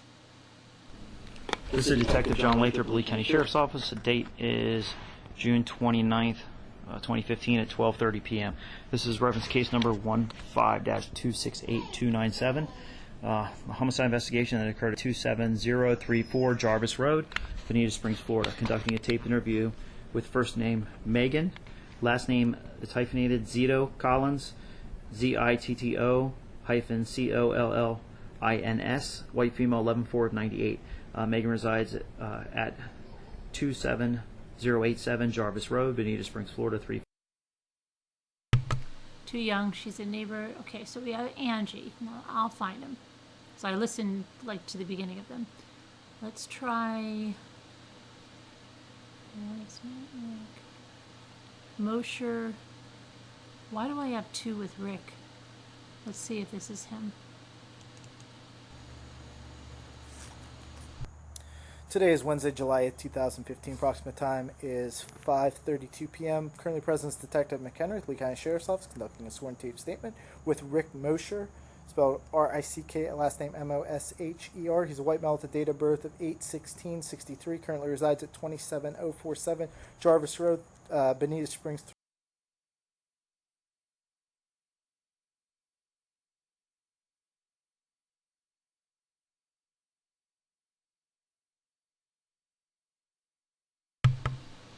Who is Angelia? Did we listen to Angelia? Who is she? I'll find him. Kelly Renata? She might be Kelly Renata. Let me see if it's... This is Detective John Lathrop, Lee County Sheriff's Office. The date is June 29th, 2015. Current time is 7:20 p.m. This is reference case number 15-268513. A homicide investigation that we're conducting from Jarvis Road. Conducting a tape interview with first name Renata, R-E-N-A-T-A, last name Kelly, K-E-L-L-E-Y, white female, 1977. Kelly resides at 27053 Jarvis Road. And we're conducting this taped interview.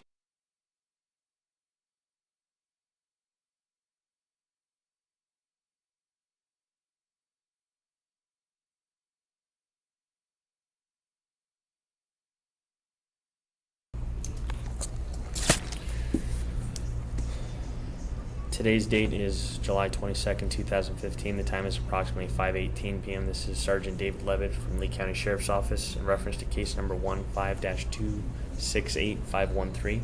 We're currently located at Nicoletti's restaurant, which is located at, what's the address here? 1366 Big Bend Square. 1366 Big Bend Square in Baldwin, Missouri. Present for this interview is FBI SFO Detective Bill Parks, ID number 21828-06473. And we are currently speaking with manager and server Sue Hankins, Hankins, white female, date of birth 11/26/1953. Best phone number is 314-413-7002. should I just call you Sue? Is Yeah, that okay? that would be nice. Okay. Sue, do you understand the state we're in right now? We're law enforcement officers. Yes.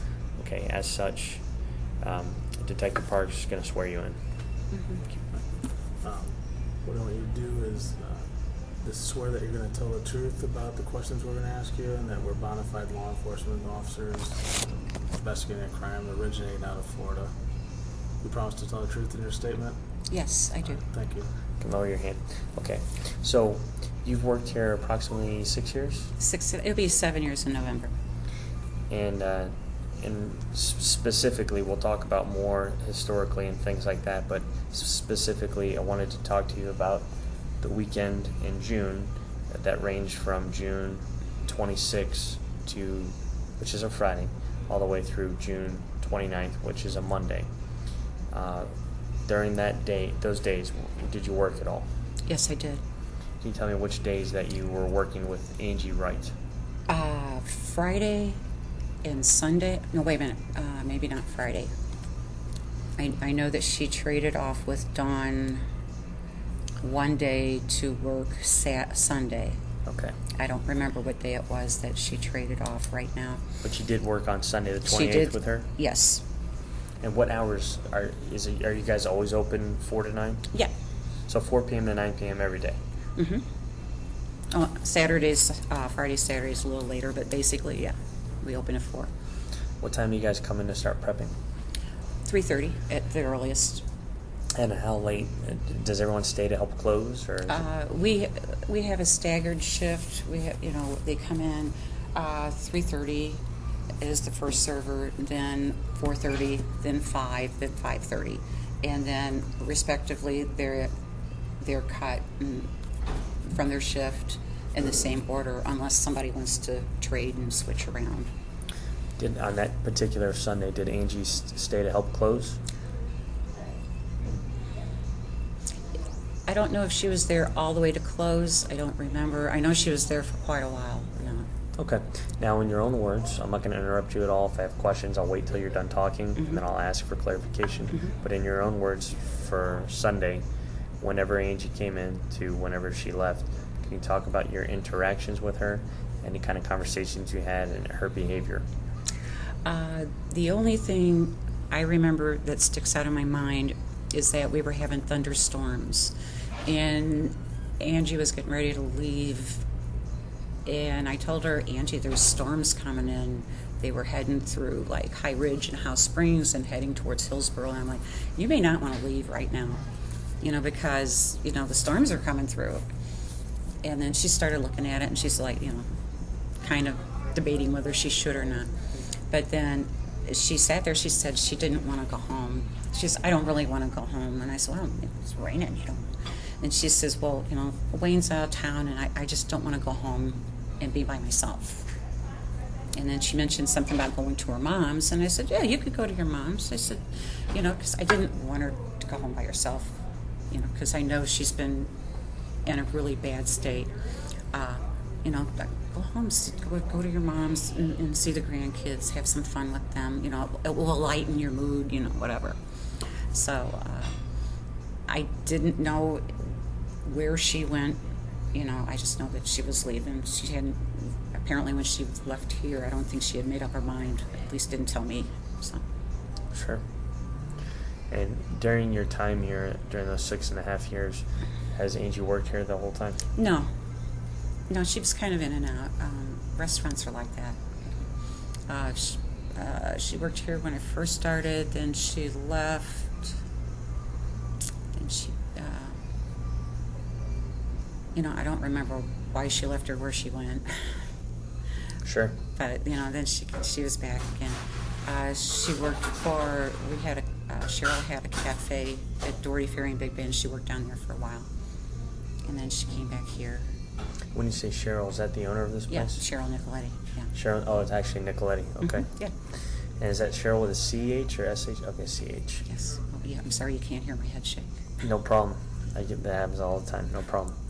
Now back to the Sunday in question, when Angie spoke about Wayne being out of town, did she elaborate at all? Did she say where or when or how? No, she just said Wayne was out of town. And don't really remember if she said he was out of town on business. I'm thinking she said that. It's okay. It's whatever you remember. It's been a while, so. It's been about a month, so Right. I'm thinking that she said he was out of town on business. And then, And the way she acted that night, was it different from any other night? yeah, she seemed kind of despondent, just really down in the dumps. Okay. Now, in reference to Angie and her husband Wayne that she was referring to, do you have any knowledge about them at a personal level outside of work here? Not really. I was invited to her wedding. She posted a wedding invitation on the bulletin board. It was an open invitation to everyone. But other than seeing Wayne here a couple times when he came in, I don't really know him. Would she drive here on her own, or would he drive her and drop her off?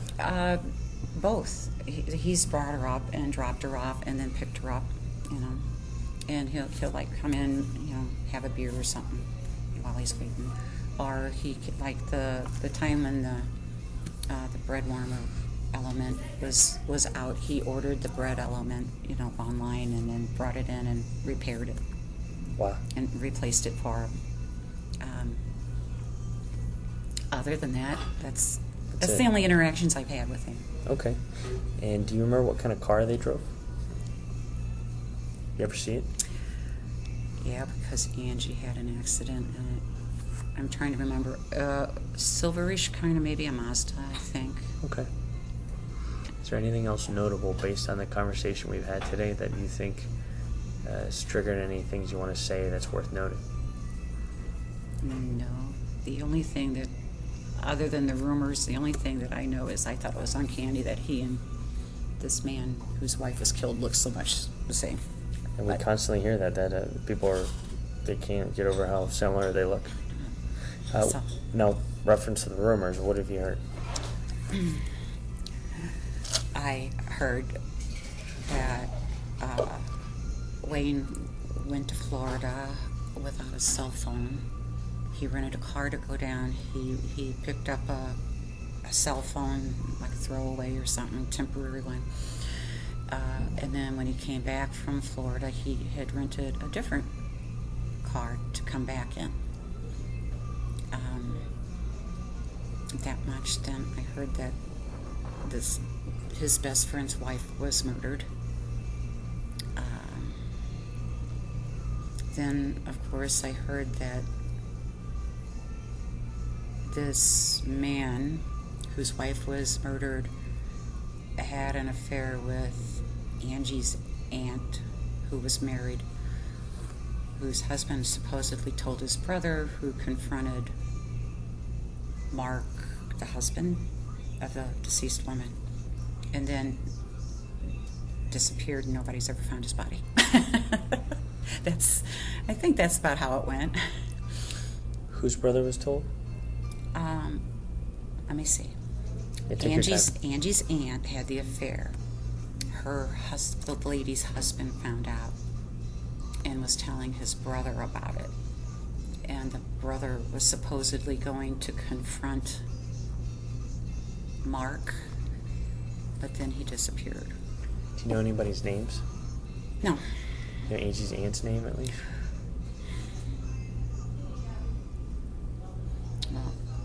No, unfortunately, I can't. I've heard her name, but I can't remember it. So that's fine. It's all and whatever I don't you remember. know. I don't know her husband's name or the other guy's name. Mm-hmm. Just on that particular Sunday when you guys were working together, Sunday, June 28th. Mm-hmm. Do you remember seeing Angie use the work phone here or a cell phone? I don't think she used the work phone at all. She may have used a cell phone. Her cell phone's her life. Now, reference to the rumors, what have you heard? Rented a different car to come back in. That much. Then I heard that his best friend's wife was murdered. Then, of course, I heard that this man whose wife was murdered, had an affair with Angie's aunt, who was married, whose husband supposedly told his brother, who confronted Mark, the husband of the deceased woman, and then disappeared and nobody's ever found his body. I think that's about how it went. Whose brother was told? Let me see. Yeah, take your time. Angie's aunt had the affair. The lady's husband found out and was telling his brother about it.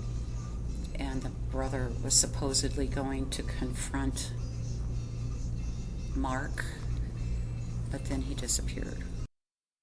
I'm stopping it right there for a second because I have to process this. We definitely need a whiteboard. This is crazy. I didn't know she was going to say this.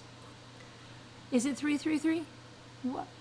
I had no idea that she was going to say this. This is what I mean about this case. It's so freaking crazy. Now, this could be the Boleyn brother, right? That's gone?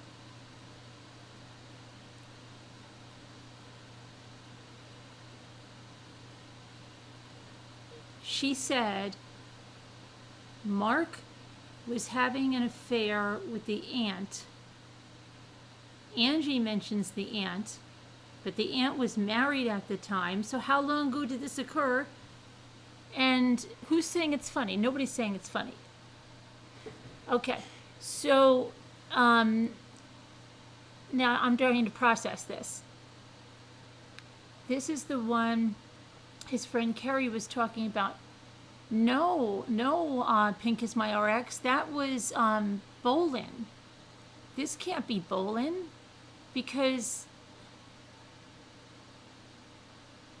if it was Boleyn, it would mean that Angie's aunt was married to a Boleyn because it was the husband's brother. Who's following this?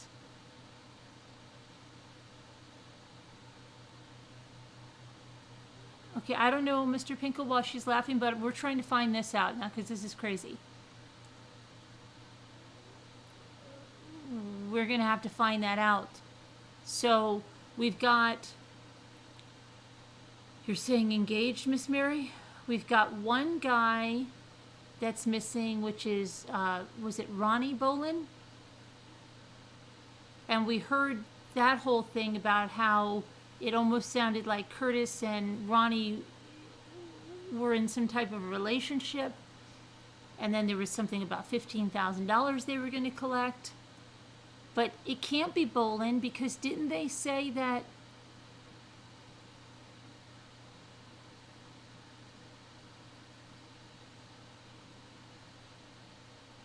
I don't know.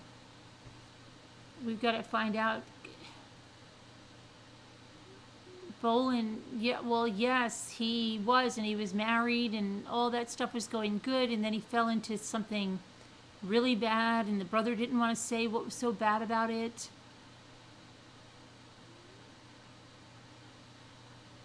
You've been in a timeout, Eric. Let's play Rewind Back. All right, do you want me to rewind it again because just that last little part? I am very confused with this. We need to find out who this is. Shelley was married. Oh, so okay, this is Boleyn? So why did Boleyn's... Okay. You remember when the Boleyn brother was telling the story? We need a whiteboard. Greg Boleyn, right. But Greg Boleyn is not Shelley's husband then. But how... Something's wrong. Was that her friend that came down talking about a guy missing? Yes, a Boleyn brother, Ronnie Boleyn.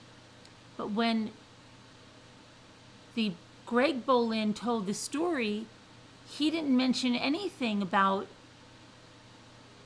going to confront Mark. Okay, I'll rewind it. Hang on. This is very weird.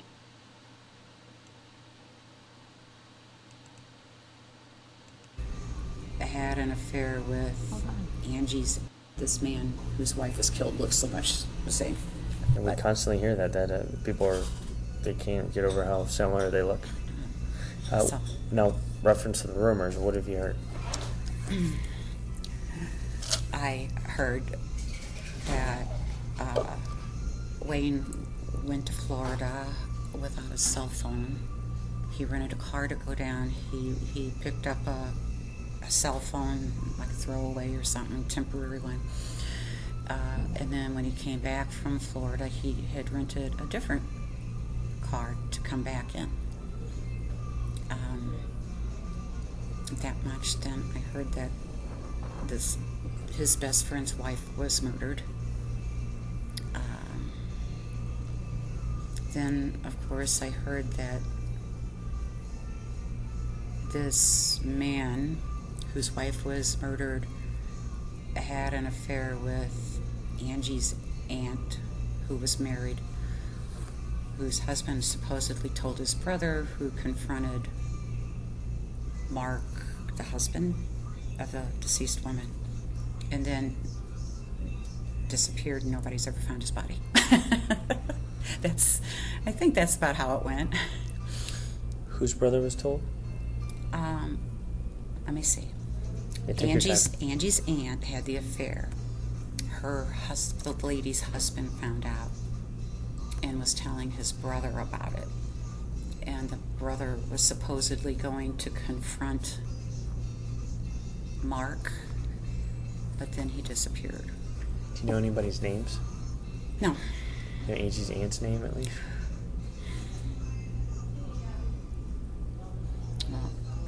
No, unfortunately, I can't. I've heard her name, but I can't remember it. So that's fine. It's all and whatever I don't you know. I don't know her husband's name or the other guy's name. Mm-hmm. Just on that particular Sunday when you guys were working together, Sunday, June 28th. Mm-hmm. Do you remember seeing Angie use the work phone here or a cell phone?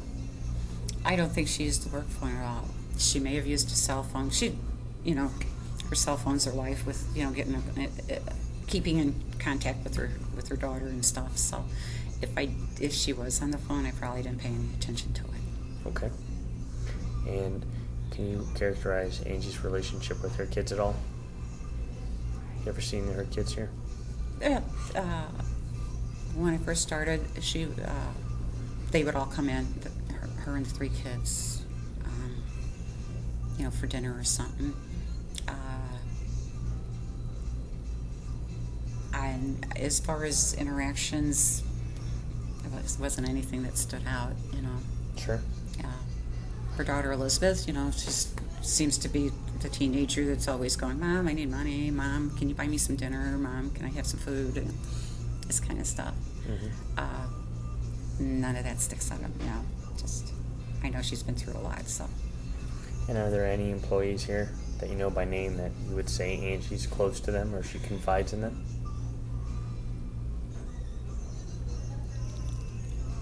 Yeah. Who? I know that she confided in Angie Palazzolo. Palazzolo? How do you spell that? Palazzolo. One more time, because that's impressive. I have an interview with Angie Palazzolo. Wait a minute. Pazallo. Pazallo. If I had my phone with me, I'd be able to tell you. I think you're right there.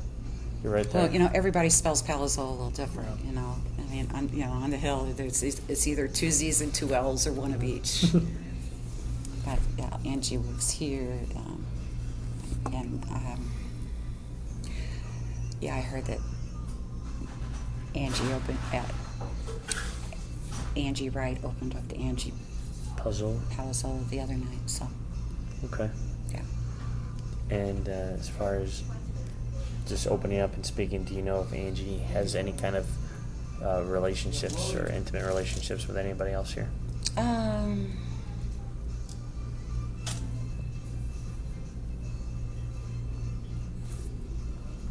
I don't know. Okay. The reason why I ask is that through the course of our investigation, we've kind of come to learn that Angie and Wayne Wright kind of have, I don't know if I'd call it an open relationship, but they seem to know numerous people on various physical and intimate levels. Wow. So, I don't know how else to explain it other than that. But I didn't know if that transferred in, because I remember I worked in a restaurant. Mm-hmm. I mean, it's a transient business. Mm-hmm. People know each other. People hang out together. Mm-hmm. People Oh, party yeah. together. Yeah. So,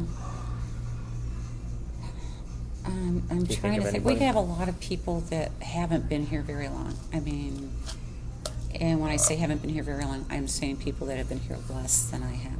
I know that, Sure. we all care about Angie. sure. And if there would be anybody who would be closer, it would probably be people who would be here longer than me. Sure. You Is there a know. lot of people that work here?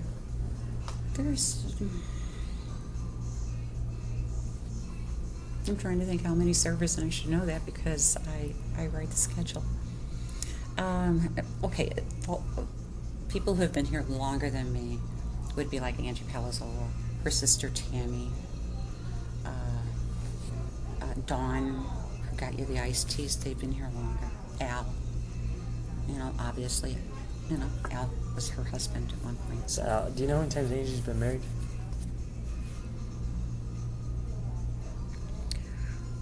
At least three. At least three. I mean, I know she's had 3 different husbands, I think, but from what I understand. And I don't know if she married one twice or not. Sure. Could be. Could be. Is there anything else you want to say? No, I think that's about it. I can't think of anything. Detective Parks, do you have any questions or any ideas? Well, just in closing, is there anything that you think could help our investigation, help further our investigation, or point us in the right direction? Maybe questions we didn't ask, and while you were sitting here, you thought of something like, "Oh, I wonder why they didn't say this or ask me that." So maybe something we missed. No.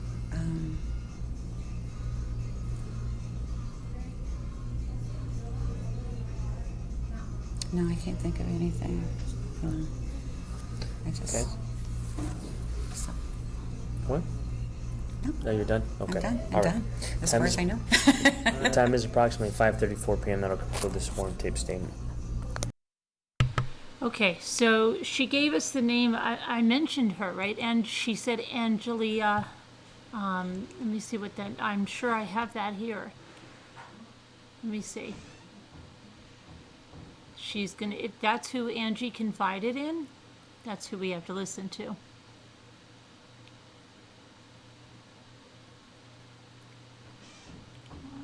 I'm sure I just mentioned that. Oh, yes, I have her. You want to listen to it?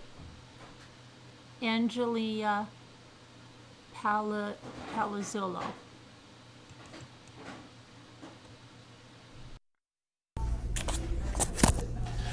Today's date is July 22nd, 2015. The time is approximately 6:28 p.m. This is Sergeant David Levitt from the County Sheriff's Office, currently speaking on the record in reference to report number 15-268513. We're currently located at Nicoletti's Restaurant, which is located at 1366 Big Bend Road in Baldwin, Missouri. And we are currently speaking with Angelia, Angelia Palazzolo,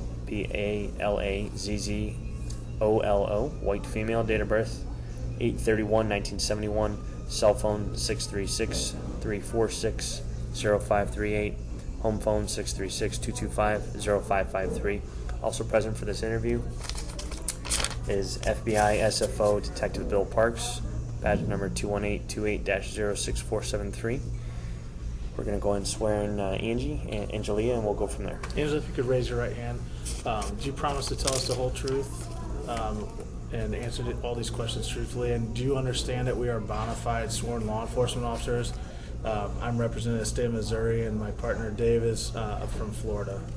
I do. Okay. Thank you. very You're much. welcome. Okay, so in your own words, with as much detail as possible, I won't interrupt you. I'll wait till the very end, and I'll ask you questions if there's something I didn't understand. You can tell us about how long you've worked here and you were telling us about a particular evening recently. You were working at Nicoletti's with Angela Wright, and you had a conversation. So I'm going to turn it over to you. Just tell us about your experience here, and then tell me about that particular night. Okay. I worked at Nicoletti's off and on since I was 15 with a work permit. So I've been here pretty much off and on the long haul since the establishment started, I think in 1986. Okay. And I've worked with Angie, I guess, Wright now. She's changed her name a couple times. Wright, off and on in that time. I don't really hang around her outside of work per se. I just talk to her here through other people. And I worked with her Friday, and I knew something was wrong. I could tell by the look on her face that she was upset about something, and it wasn't just like the normal upset that you would see in someone's eyes, if that makes sense. Yes, it does. And so I could see she had a lot of pain, and she's lost 2 children. One was brutally murdered, and the other was basically, I won't speculate. I'll just say that she died from complications of organ failure. I don't know what caused that. I'm not going to speculate that. So, but anyway, so I thought it had something to do with her kids. I mean, I can't imagine any mother going through that. So I have a almost 4-year-old myself. So obviously I thought it was something to do with that. And I asked her just as coworker to coworker, are you okay?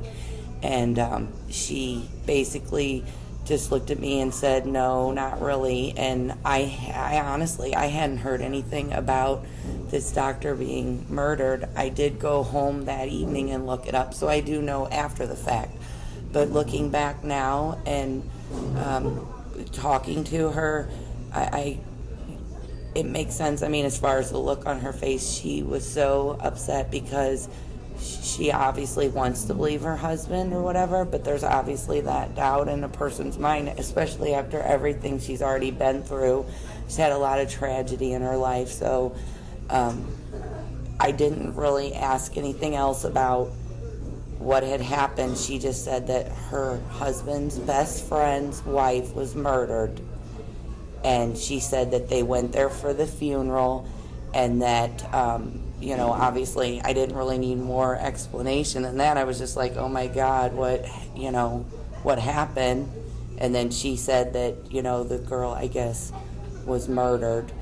And I said, well, I couldn't believe that. And she said he was in their wedding. He was the best man in her wedding. And that, he was just very close with this guy since he was a little kid. So or since they were younger. I don't know if little kid, but younger. So he had known him his whole life, I guess. And I'm just trying to go back and remember everything that they said. So then we were sitting out in the bar area later on in the evening, and she hadn't really told me anything about the speculation of he was a suspect yet at that time. So when we're sitting at the little bar table outside in the front, she was doing her checkout. I was surfing the internet. I was waiting for my tips from the servers, and she says to me, do you want to go outside and have a cigarette? And I'm like, yeah, that's fine. So we go outside, just the 2 of us, her and I, which is kind of weird because we're really not that close of friends. So, but I could tell like she needed to talk. So, because I said, is it something with the kids? Is it something with Wayne? Is Wayne being mean to you? Is Wayne hurting you? I just said, are you okay? And she was like, yeah. And she was like, and then she told me that he was a suspect for this, and my jaw obviously just hit the floor because I never in a million years, I didn't even know about the murder, like I said, until I went home. So obviously I'm talking to her, and I'm like, well, Ange, I'm like, if he didn't do anything, I'm like, then, they're going to go and look at cell phone records. They're going to look at computer records. They're going to go through everything, and they're going to look. So, they're going to be able to tell if he was in St. Louis or if he was in Florida. I work with computers. So, I have some technical knowledge. So, I'm like, Ange, they're going to go through all that stuff. So, I wouldn't worry about it. If it was where he said he was, or if he was doing what he said he was, I'm like, they'll look at all that, and they'll be able to see that. I go, did you talk to him that weekend? Did you whatever? Did you, talk to him on the phone? Because if you did, it would show that he was here in St. Louis on the phone with you. And she's like, well, I don't really remember. But to me, I just thought that was weird because, I mean, that's her husband. I don't know. But I didn't really make any, again, I was just trying to console her because I don't think she would, I don't know. I mean, my mind was blown when she told me that. I don't want to speculate anything, but my mind was just blown when she told me that. And so I just started trying to comfort her by saying all these things, but obviously she was upset because she wants to believe her husband. Like I said, she wants to believe him, but I mean, how do you really know? I mean, she's been through so much, and she's cried because she feels like Wayne was somebody that she could trust and love and whatever, and now how could that person now do something like this? I mean, she acted as if she didn't know, but I take everything people say with a grain of salt. I don't always believe everything people say anyway. You talked to her for about 30 to 45 minutes outside? Probably, yeah. Probably a good 30 minutes. Did you sense that she was doubting her husband's account of what happened? Or I think she was just more in disbelief, like numb, like honestly, I think she kind of felt like she just wanted to end it all. I was more worried about her well-being, like she was going to kill herself over it because, I mean, my God, she's already lost her 2 girls. So I was more worried about her safety because if this is true, I think she'll go off the deep end. I think she's going to be in a nut ward. We're concerned about her well-being as well, and that's something that's very important to us. That's why we're here. I mean, and she just has the worst taste in men, but I don't think she would have anything to do with something this horrible. I don't know him to speak on his behalf. I really don't know him that well. I didn't go to the wedding or anything. She asked you your opinion of whether or not, No, because I'm the type of person, I give my opinion. So I had right off the bat said, I can't believe Wayne would do something like this. That just doesn't even make any sense to me, the little bit that I know of him. But I don't know him. I know him as well as I know you. I mean, right. I get the feeling I like you. You seem nice. You seem like, would I leave my 4-year-old with you? No. You know what I'm saying? So I don't know him well enough to say, right. But I usually do have a good first impression on people. But does that mean that he's not a weirdo or a murderer? I don't know. But I mean, I don't think Angie had anything to do with that. Angie's such a God-loving person. Did she provide you with any details of Wayne's trip, like when he left, why he left, if she feel left out for not being invited, or? Well, no, she didn't talk. I found out about that after the fact because all these people gossip here so much and talk. So Angie thought I was the only one who knew. The only thing Angie told me right then and there was that the police came into her house in the middle of the night while they were sleeping with Grayson in her bed with supposedly machine guns drawn or whatever she said. I don't know. I mean, this is what she told me. And I said, what?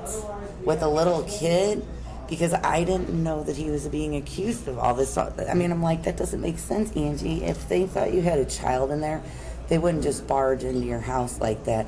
They would make sure the child was safe first and then take him into custody or what. I mean, it just didn't make sense to me. And then I probably started asking more questions, I'm sure, because that's just my personality. And obviously she wanted to talk about it because she asked me to go have a cigarette. But I was the one that was asking her questions because that's just the type of person I am. So I always kind of felt like I should be a lawyer or something. I like to try to figure things out. Sure. So, but I did ask her questions. I said, what time was this lady, because I didn't know her name, not any disrespect. I said, what time was this lady supposedly, what time was she murdered? And she said, sometime early on Monday morning. And I said, well, what time did you get home then on Monday? And she said 7 o'clock. And I said, so was Wayne home when you got home? And she said, yes. And I said, well, then how in the world could he drive from there to there? But then obviously your brain starts to wander. And I mean, I guess it is possible.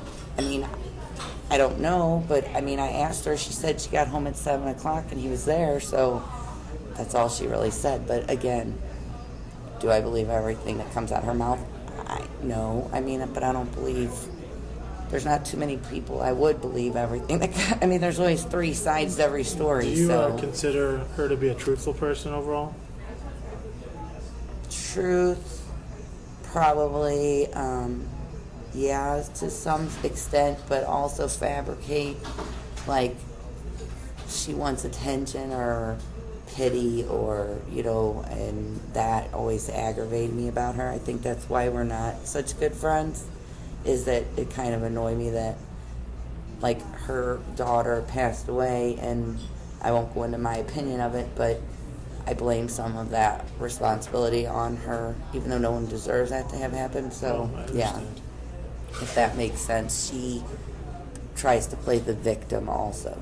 Most of the time, that's how she operates. It's benefited her with strangers, and she doesn't keep friends for too long, so that's all she really ever deals with is constant revolving strangers. Probably, yeah. I mean, I'm not, I'm more friends with her, like, inside of work, co-worker, acquaintance, friend type thing. Just in addition to everything, like you said, you're out there about 30 minutes, maybe more.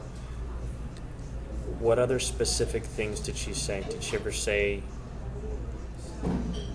how he went, where he went, or any of the conditions of that? No, because I heard all of that after we talked when I came back in, because she really thought I was the only one who knew. And so, of course, I go, Angie, it's not my business to tell people that the police broke into your house and whatever. I don't want to embarrass her like that. Sure. So No, nobody wants I wasn't to trying to, embarrass like, I don't play like that. A lot of these people here do. That's how they are. Right. So I'm like, okay, fine. I'm not going to say anything to anyone. My sister works here also, so that's nice. She's like, don't even tell your sister. I go, I would never tell my sister if I didn't want somebody to know something. That would be the last person I would tell.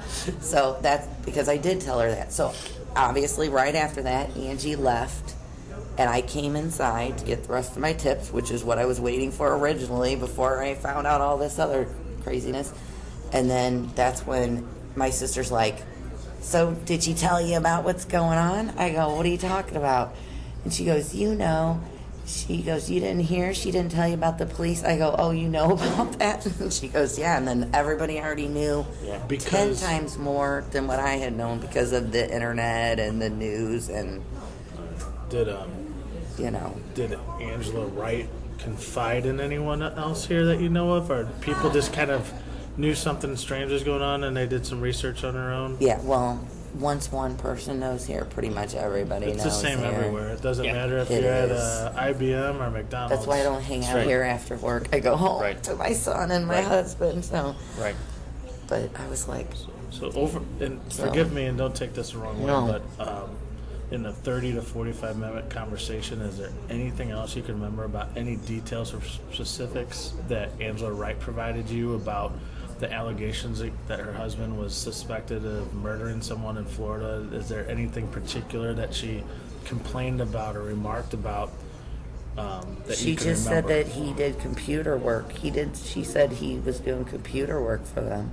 That's the only thing she said. The computer work. She said that Wayne specifically traveled to Florida to do computer work for the woman and her husband. She didn't say if it was for them per se or for them as a company. I don't know. She was vague about it. She just said they did computer work for them, or Wayne did computer work for them, not the, but that's how she explained his travels to Florida. Was that? I mean, well, that's what she said was the purpose of him going there. I didn't know that there were multiple travels to Florida until when I came back inside, and then everybody was like, oh, he's went there like 4 times, or he's went there. And I was like, oh, for God's sake, please. I'm like, this is making me sick. I'm like, I don't even want to hear this, you guys. Please, I hope this isn't true. I'm like, please tell me this isn't true. I'm like, to me, that's, I mean, like you said, there's little kids involved, no matter who did it. That's horrible. I don't want that to be true. All we want to do is we're seeking the truth. I know. And, I know they that deserve that. I lost my mom at 17. They deserve that. Absolutely. That's why when they are that age, I want to be able to have that conversation with them if they want to talk to me and say, we've done everything we can do. I know. So if there's anything else, I mean anything, but I wish I don't have anything else. And then when I got home, I did message Facebook Angie, or send her a message telling her everyone at Nicoletti's knows about the police coming to your house. So don't think I'm the I one. didn't do it. No, I'm saying, but Right. don't think I'm the one that was starting did to it. gossip because not me. I don't want any part of it. And then all of a sudden, this stuff happens, and I'm like, I told my husband, I'm like, I just told you, I don't want no part of it, and look what happens. So yeah. So you spoke of stuff you know personally because you were told this stuff by Angela, right? That is correct. One-on-one Is it- at a table right outside the window.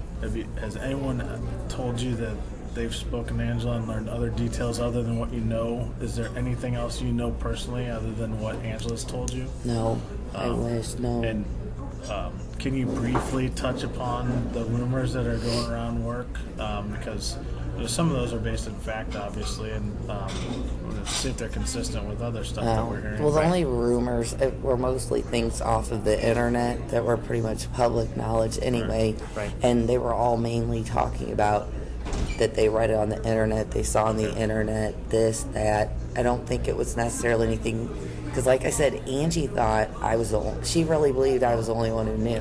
Right. I didn't know that everybody else knew. I had no idea until Cheryl had told me that Robin Carter, which is Angie's aunt, and Cheryl's friends with her, blah, blah, blah. Now everybody knows. And so I'm like, great, now she's going to think I'm the one that has That did it.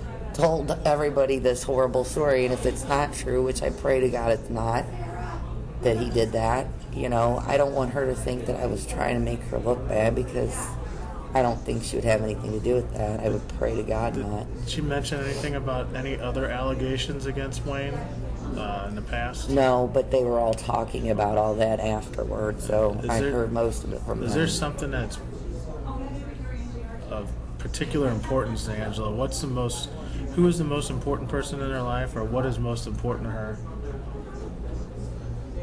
If I had to pick someone, you mean? Probably Wayne. And has she ever remarked about their marriage ups and downs? I understand all marriages are No. a work in progress, but No, she mainly said that their marriage, she thought their marriage, I guess, was good. She acted like he gave her money and he made good money doing computer work. So, I mean, she made it like, you know, they were doing okay. And Angela, did she ever remark about her sex life with her husband? No. No, that's not something you guys would talk about. No, definitely no. Did she ever try and bring home people from here? No. Not that I'm aware of, no. Okay. God, no. Like I said, I try not to get involved in it. Sure. If I see that stuff, I'm like, I'm going this way. You know what I mean? Sure. I don't want no Well, you've part been here of long it. enough to know what's right. The drama You've been here. You know, is I'm serious. They could put hidden cameras in here, and we could have a reality show. Honestly, every restaurant's the same way. Plus, most offices.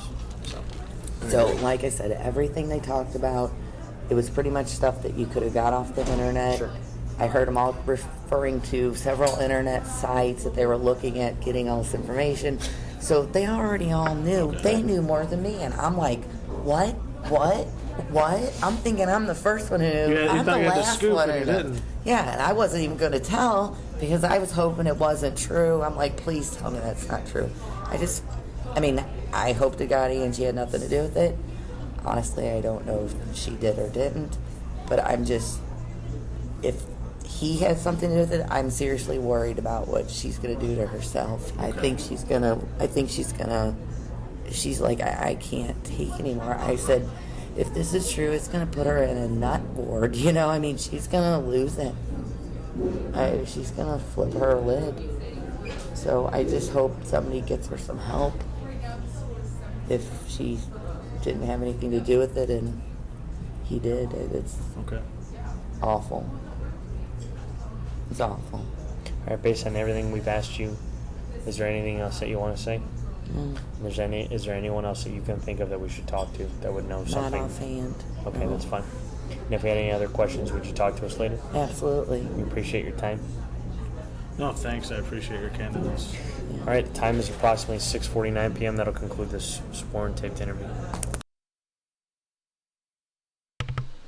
Oh, and Netflix is now I know. Oh my gosh.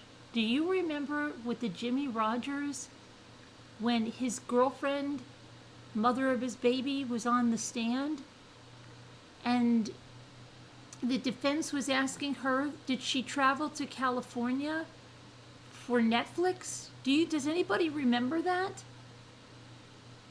And they said, yeah, and I was thinking to myself at the time, because I didn't know any of this, okay, I'm thinking, like, why would Netflix really want this? Because Mark had not been on. I'm thinking, like, this is not that great. I can't believe Netflix would be having her up there. But darn right Netflix has her up there, because this is crazy. No, I'm not kidding, dude, bro. Now I know why Netflix has them up there. Yeah, this is insane.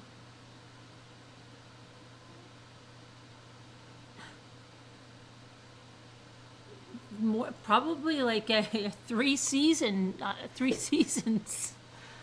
Crap, this is unbelievable. Well, let's see if now we can find little Jimmy Rogers as supervisor.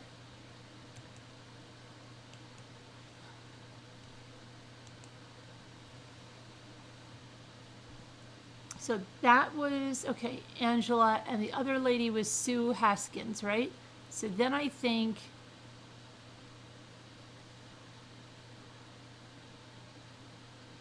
we heard from Troy, we heard from Mary Haller, we heard from Sue.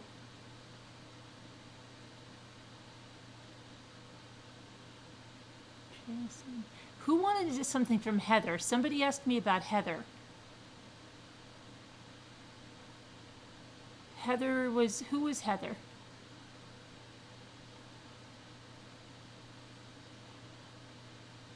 And somebody asked me about Michelle or Shelley. And I don't see Michelle or Shelley.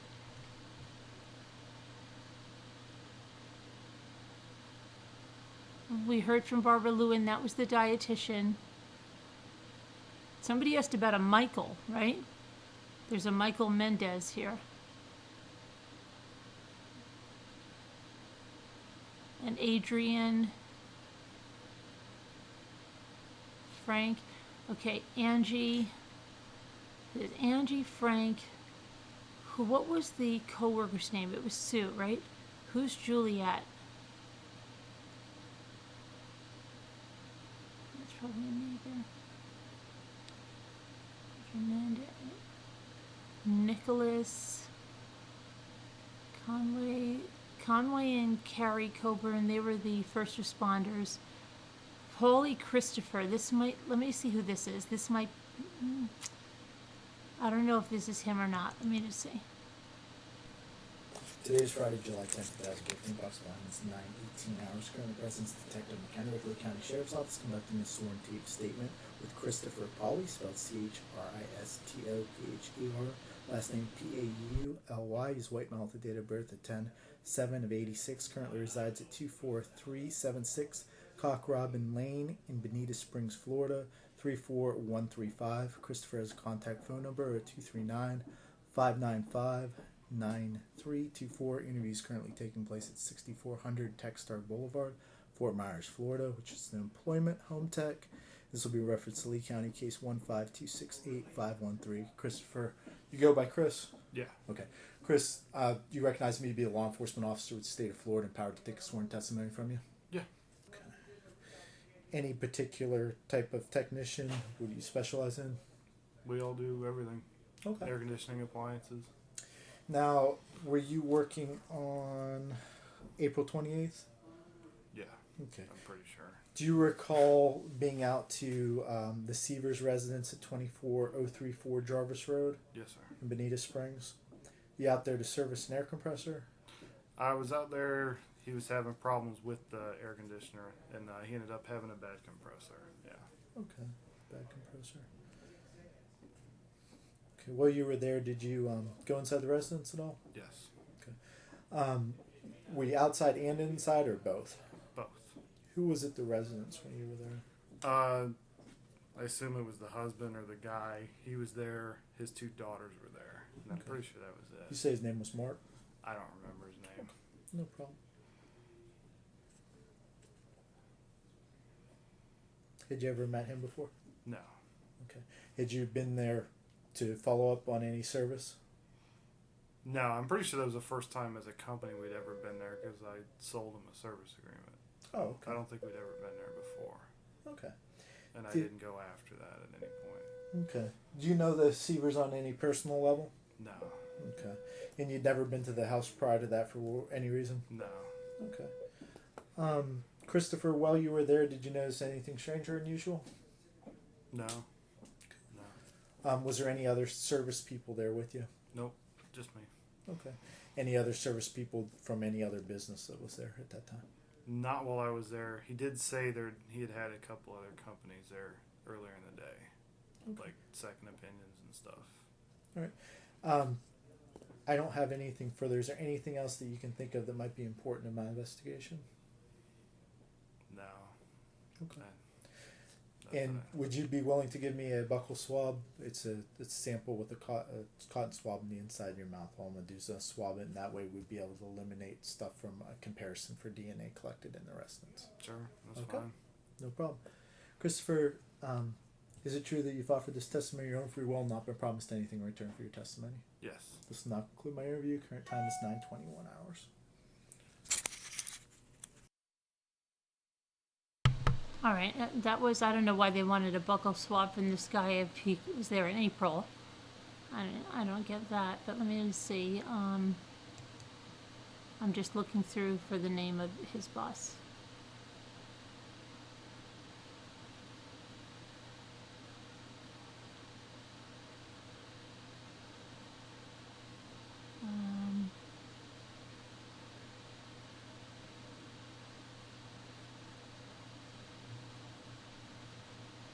Is this new?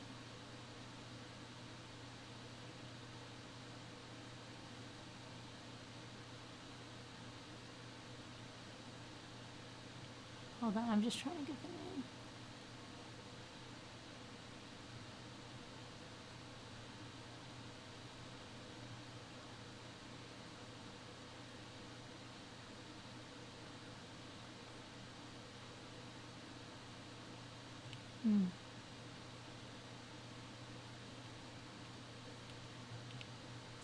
Alright, I'm just gonna have to go back and find it. Okay. So it's not Christopher Polly. It did Barbara. No, it wasn't him. Conway Jeffrey we've been through. Who else did I see? We did James Hicks, right? He was a neighbor. Ken Hopkins? Did we do Ken Hopkins? Aaron Hughes.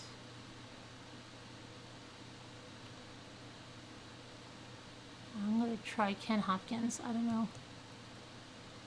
Let's see if that's it. This is Detective Rourke from Lee County Sheriff Department Major Crime Unit. This will be reference case number 15-268513. Today is June 29, 2015. The time currently is 1:15 p.m. I'm conducting an area canvass, and I'm out at... It's not him. It's an area canvas. Okay, hang on.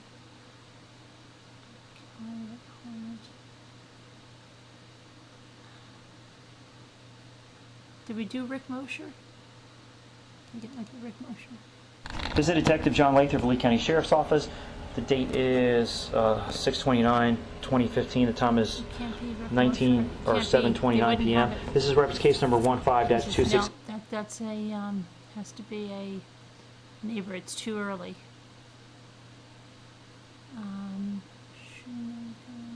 Bonnie, Aaron Smith, might be Aaron Smith. This is Detective John Lathrop of Lee County Sheriff's Office. The date is June 29th, 2015. The time is currently 1 p.m. No, the birds. Watson, Karen Watson, Nathan, and William. Let me try. It might be this. William Young.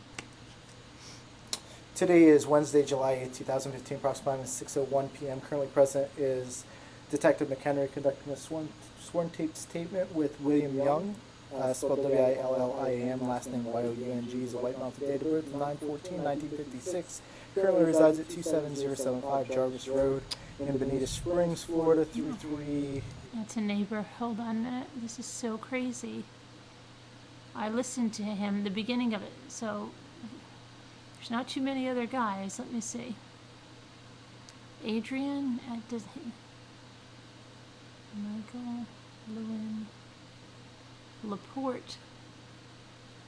We did through Laporte was a neighbor. Kelly, Juliet, Jordan Dagmar, Adam Hughes.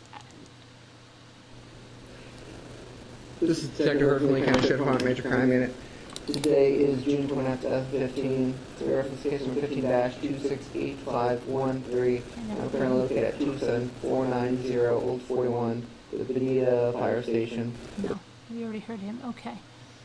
Ken Hopkins, it's not. We did James Hicks.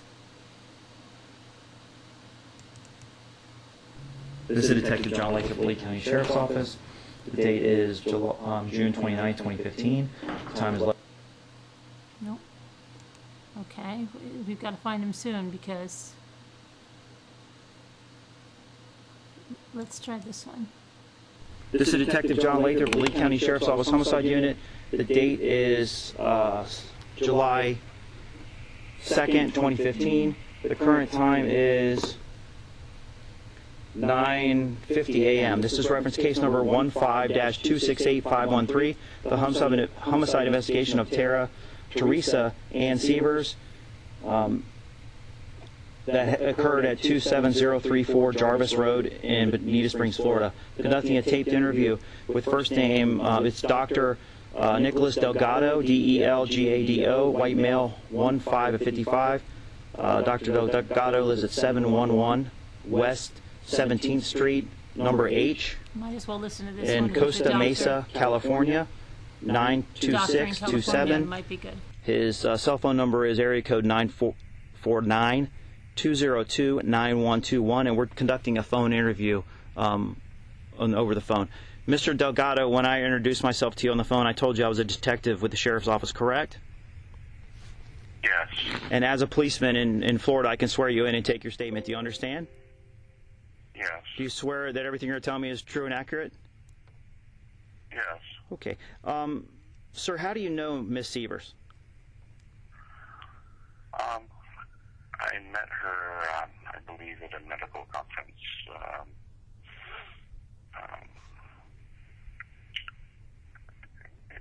Yes, probably at an anti-aging conference. Okay. And do you remember when that was or where the conference was held? In Orlando, Florida. And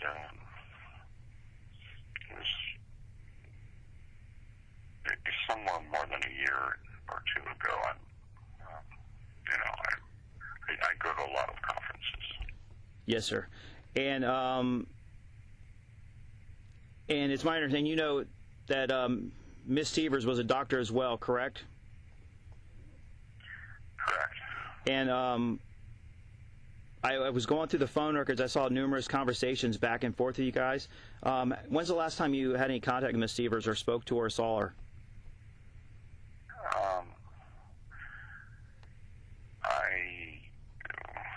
Several months ago, probably at most.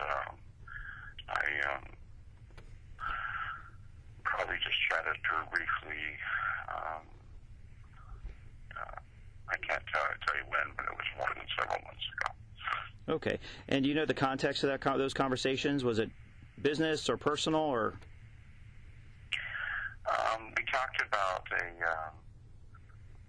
publicity. It sounded like she was working on increasing her presence in the media and/or just through social media or education and helping her to develop her practice. Is just as I recall. Okay. While you were talking to Miss Sievers or in your conversations at the conference, did she give you any personal information about what's going on with her life or her relationships with her husband or family or anything like that? Over the course of any of the conversations, she seemed to be in love with her husband. I recall distinctly that they were close, and of course she loved her children. I don't recall any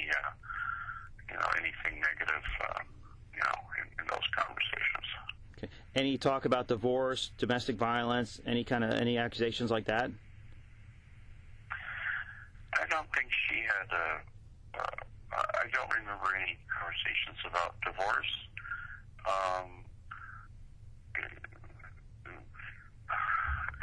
I just know that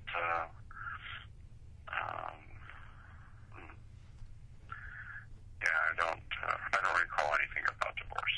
Okay. And no accusations of domestic violence from anyone in the family against her, or the husband against her, anything like that?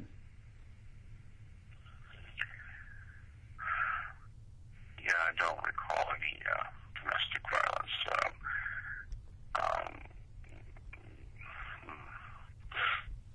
Is there any? Did she mention about any patients or anybody that she was concerned about her safety with, or had any problems with, to you?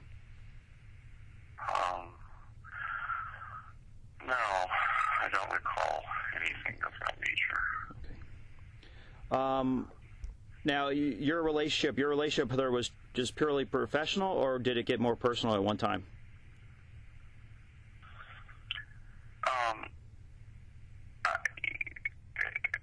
She's a very beautiful woman, and I inquired about her status, and she was pretty clear about it that she was married and happy, and I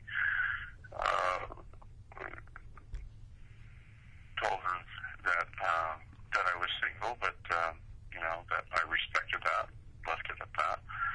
So I, to the extent that one would, make some positive comments and or something of a positive nature. Yes, sir. And now, I don't want to make you feel uncomfortable, but some of the questions I have to ask after reading some of the text. Did you guys ever engage in sexual intercourse, or sending any explicit sexual texts or messages back and forth?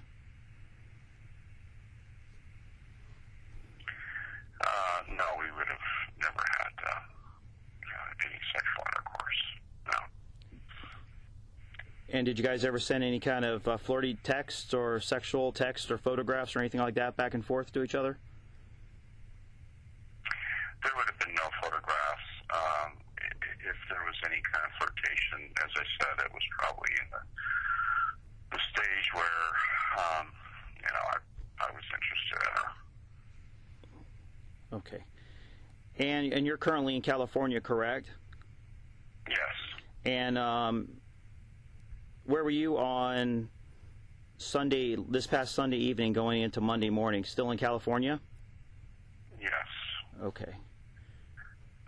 Sunday I was doing a lecture presentation at the LAX Crown Plaza Hotel with an audience of somewhere over 20 people, and I was there from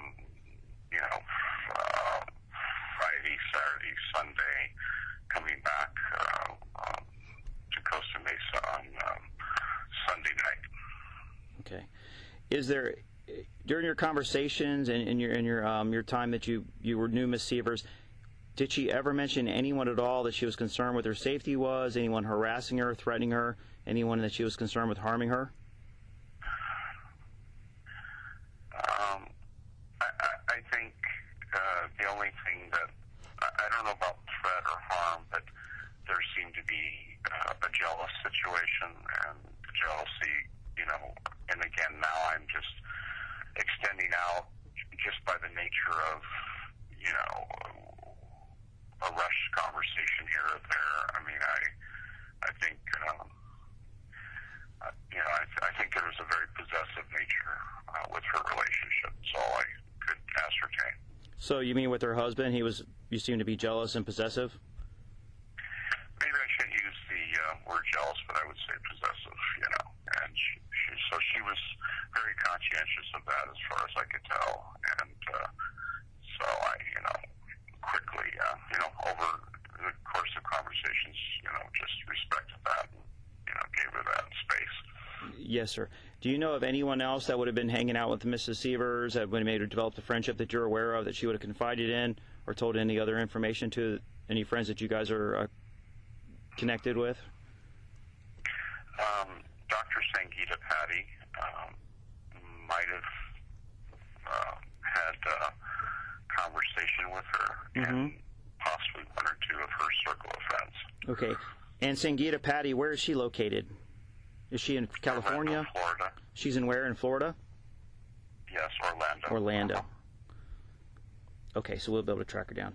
Is there anything else, anything I didn't ask you, anything about her life, anything about her history, any comments she made, even if she made some kind of off comment call or comment to you about her relationship that you thought would be important that I haven't brought up?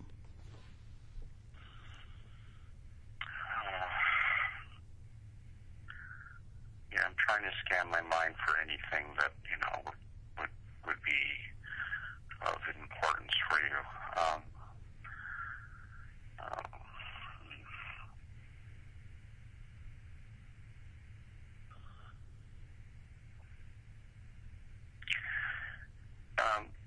Again, the only thing I can tell you, which is of a private nature, she described her intimate relationship with her husband of that of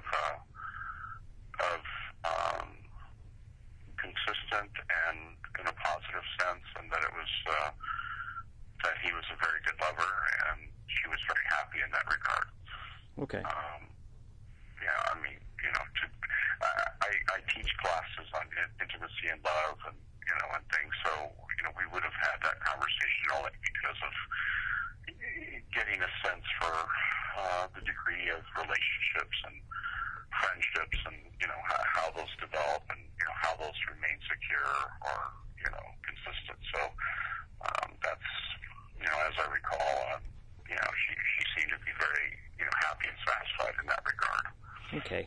Is there any other information that you have about Miss Sievers or about the investigation? No. Okay. Do you swear everything you told me was the truth? Yes. Okay. I'm going to go ahead and stop the tape. That was so wishy-washy. That, yes. Yes, what? Oh my gosh, that guy. Okay, that was weird.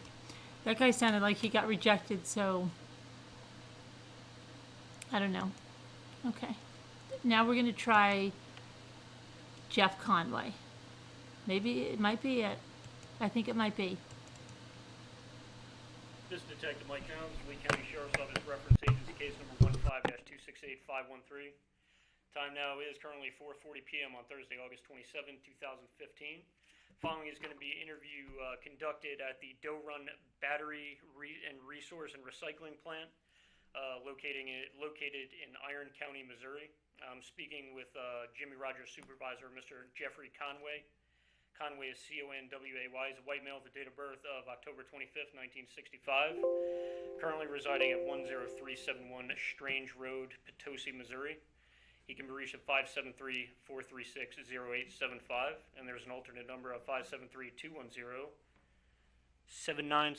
Yeah, the first number was 0873. 0873, I apologize. Sure. Also present during the interview is Officer Neil Janin. Jan is Jannin. DSN number is 453. He's currently assigned to the MSHP Narcotics Division. And also a David Sangram? Sachgra. DSN T263. He's currently assigned to the Mineral Area Drug Task Force, also attached to MSHP. That would be Missouri State Highway Patrol. All right. Obviously, due to my jurisdictional limitations, just as far as placing people under oath, because I'm from Florida, these gentlemen have jurisdiction over the area, so I'm going to have Officer Janin just have you raise your right hand. He's going to put you under oath, which basically means that you're going to swear to tell the truth, the whole truth, and nothing but the truth throughout the course of our statement. Do you understand that? Yes. Okay. Jeffrey Conway, do you swear to tell the whole truth and nothing but the truth, so help you God? I do. All right, thank you very much, Jeffrey. Sure. All right, obviously through investigation, it came to my attention that an employee of yours, Mr. Jimmy Ray Rogers, is employed under you? That's correct, yes. And you're one of his supervisors? Yes. How long has he been employed here for? Approximately 1 year.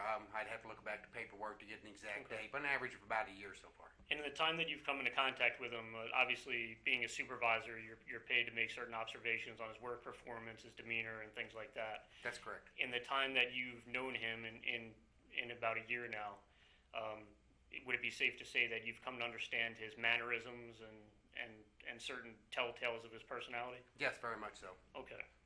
And it also came to my attention that somewhere in or around June 27th, the week of June 27th to June 29th, Mr. Rogers informed you that he was going away to Florida? That's correct. Okay, what exactly did he tell you? It was probably the first part of that week. He had just discussed to me, because we tried to plan ahead with our work schedule, and we had talked about things going on at the end of the week, and he told me he wouldn't be available, that he was going to Florida to visit his brother. Okay. He said his brother had recently graduated from law school. They hadn't seen each other in a while. They were going to hook up in Florida and have a weekend get-together to celebrate his brother graduating law school. Okay. Did he seem to have left abruptly? Did this seem like a planned thing or a last-minute thing? It pretty much seemed like a last-minute thing to me. Normally, a guy wants to take time off like that, especially a guy that hadn't been with the company very long. You would give notice that you want those days off, and they have to be approved. Yeah. He didn't really give notice or ask. He just said, I'm leaving to go out of town to go visit my brother in Florida. Haven't seen him for a long time. We're going to hook up and visit. Okay. And had he ever talked about his brother before or mentioned that he was graduating law school or anything like that? Never. First time I'd ever heard about him even having a brother. Had he ever mentioned any ties to Florida at all? No, never. Okay. Now, you had also mentioned to me earlier, just in passing, that when he returned from Florida, when he came back to work that week, which I said, do you remember what day he came back to work? If I'm not mistaken, I think it was, the 30, let me see. Probably the end of June 1st or the first day of May.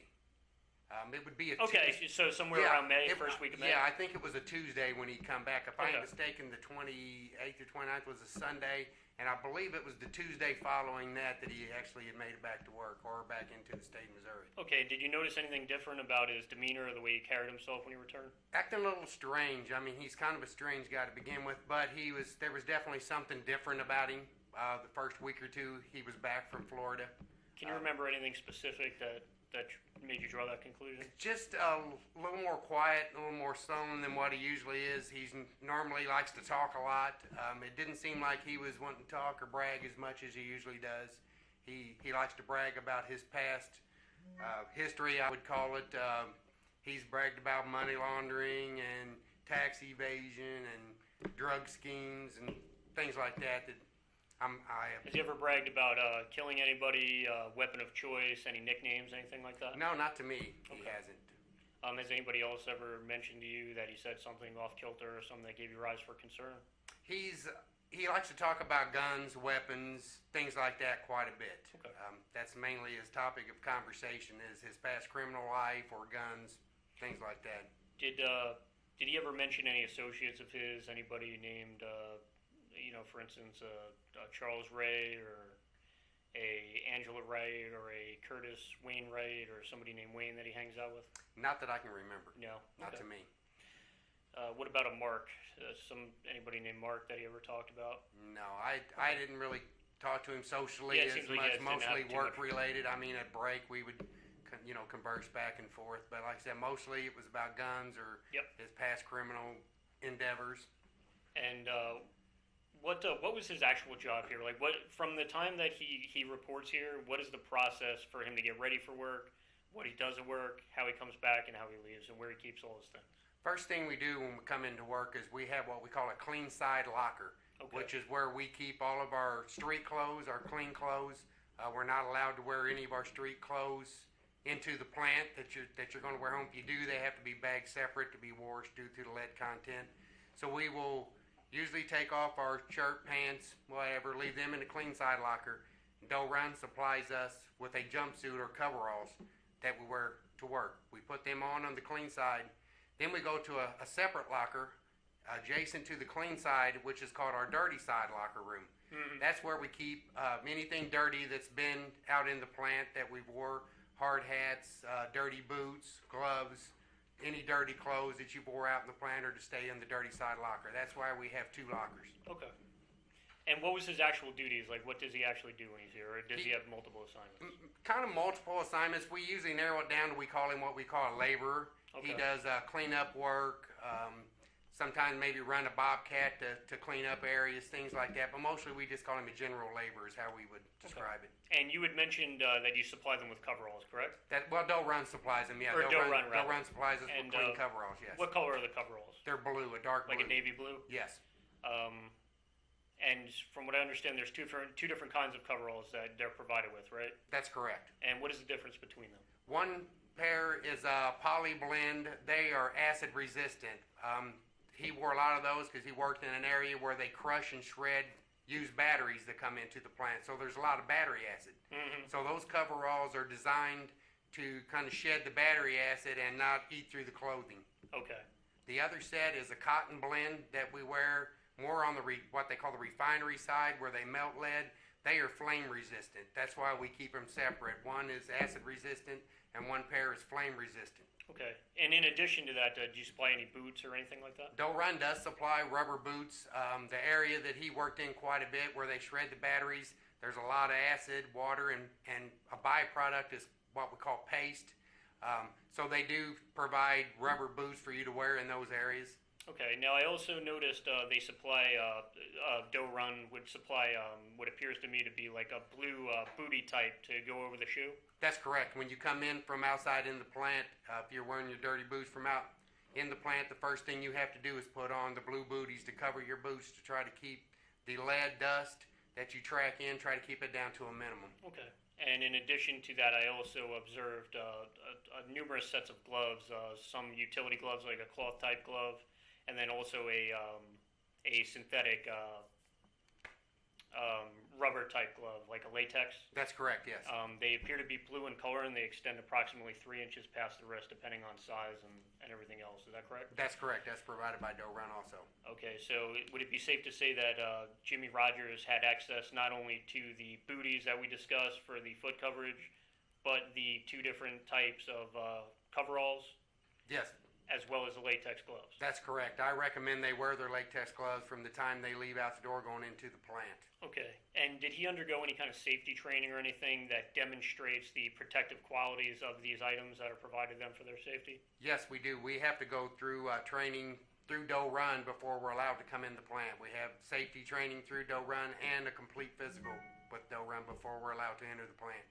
All right, so from what I understand and from what you're telling me, it would appear that the qualities that the personal protective equipment that you provide to them, the qualities, the importance of the protection and what they guard against is conveyed to them, correct? That's correct. And that safety training?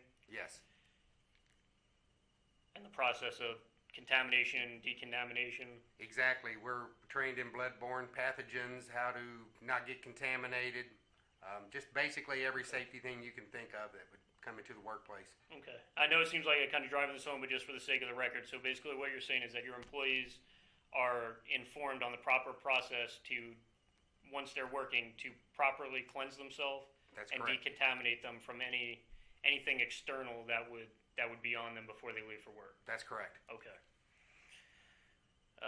And just for the record, I want to confirm that you and the company of Doe Run provided me with samples of both types of coveralls of which you explained. That's correct. And yes. also provided me with a box of those with the blue latex gloves that extend past the wrist. Yes, we did. I personally delivered them to you myself. Okay. And I just want to confirm, obviously, in speaking with you beforehand, before I obtained my search warrant, you had conveyed to us that Jimmy Rogers had 2 sets of lockers, one which you identified. There's no numerical markings on it, but it would be a Unit 58. Correct, yes. Which consists of 2 sides, correct? That's correct, yes. That appear to be 2 2 lockers. adjoining lockers, that's but correct. But it is 1 unit. Yes. And he had access to that? Yes, he did. And he also had access to a blue locker at number 107? Yes, that's correct. And he was the sole user of these lockers to the best of your knowledge, Yes, correct? he was. Okay. Is there anything else you could think of or anything else I forgot to ask you or you would like to bring forward before we conclude regarding anything that would help me in this investigation? The only thing I could think of was the text message that I have on my phone from Jimmy Rogers. I believe it was dated June 28th, where I had told him that I needed him to be in a specific place to work on Monday. This was a Sunday evening, I believe, around 7:15 in the evening. And he texted me back, I cannot, I'm still in Florida. And just for the record, do you have your phone on you now? Yes, sir, I do. Would you be able to provide the number that he texted you that from? I certainly would.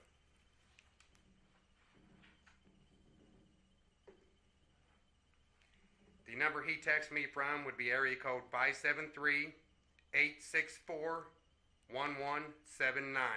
Okay, and does that mark a specific time on your text message of when you said I'm still in Florida? Yes, it does. If you could provide the date and time in accordance with what's documented on your phone, I would appreciate it. Sure.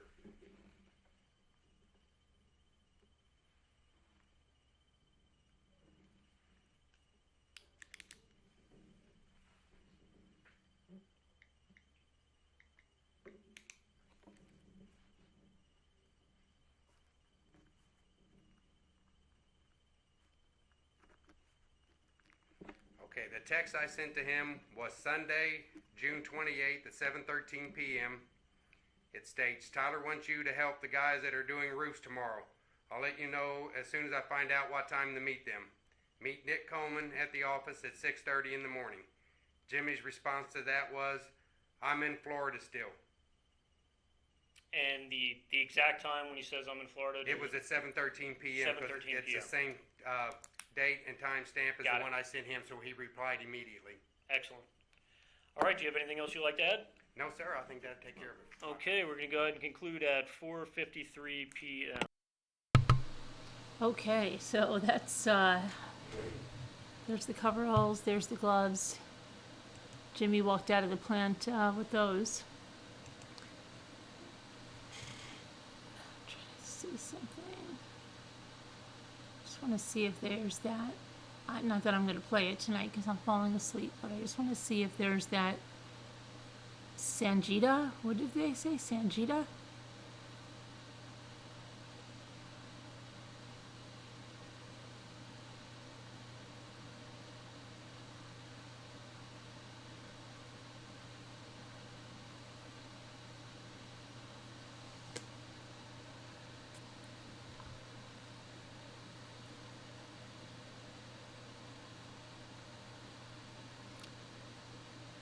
I don't see a Sanjita.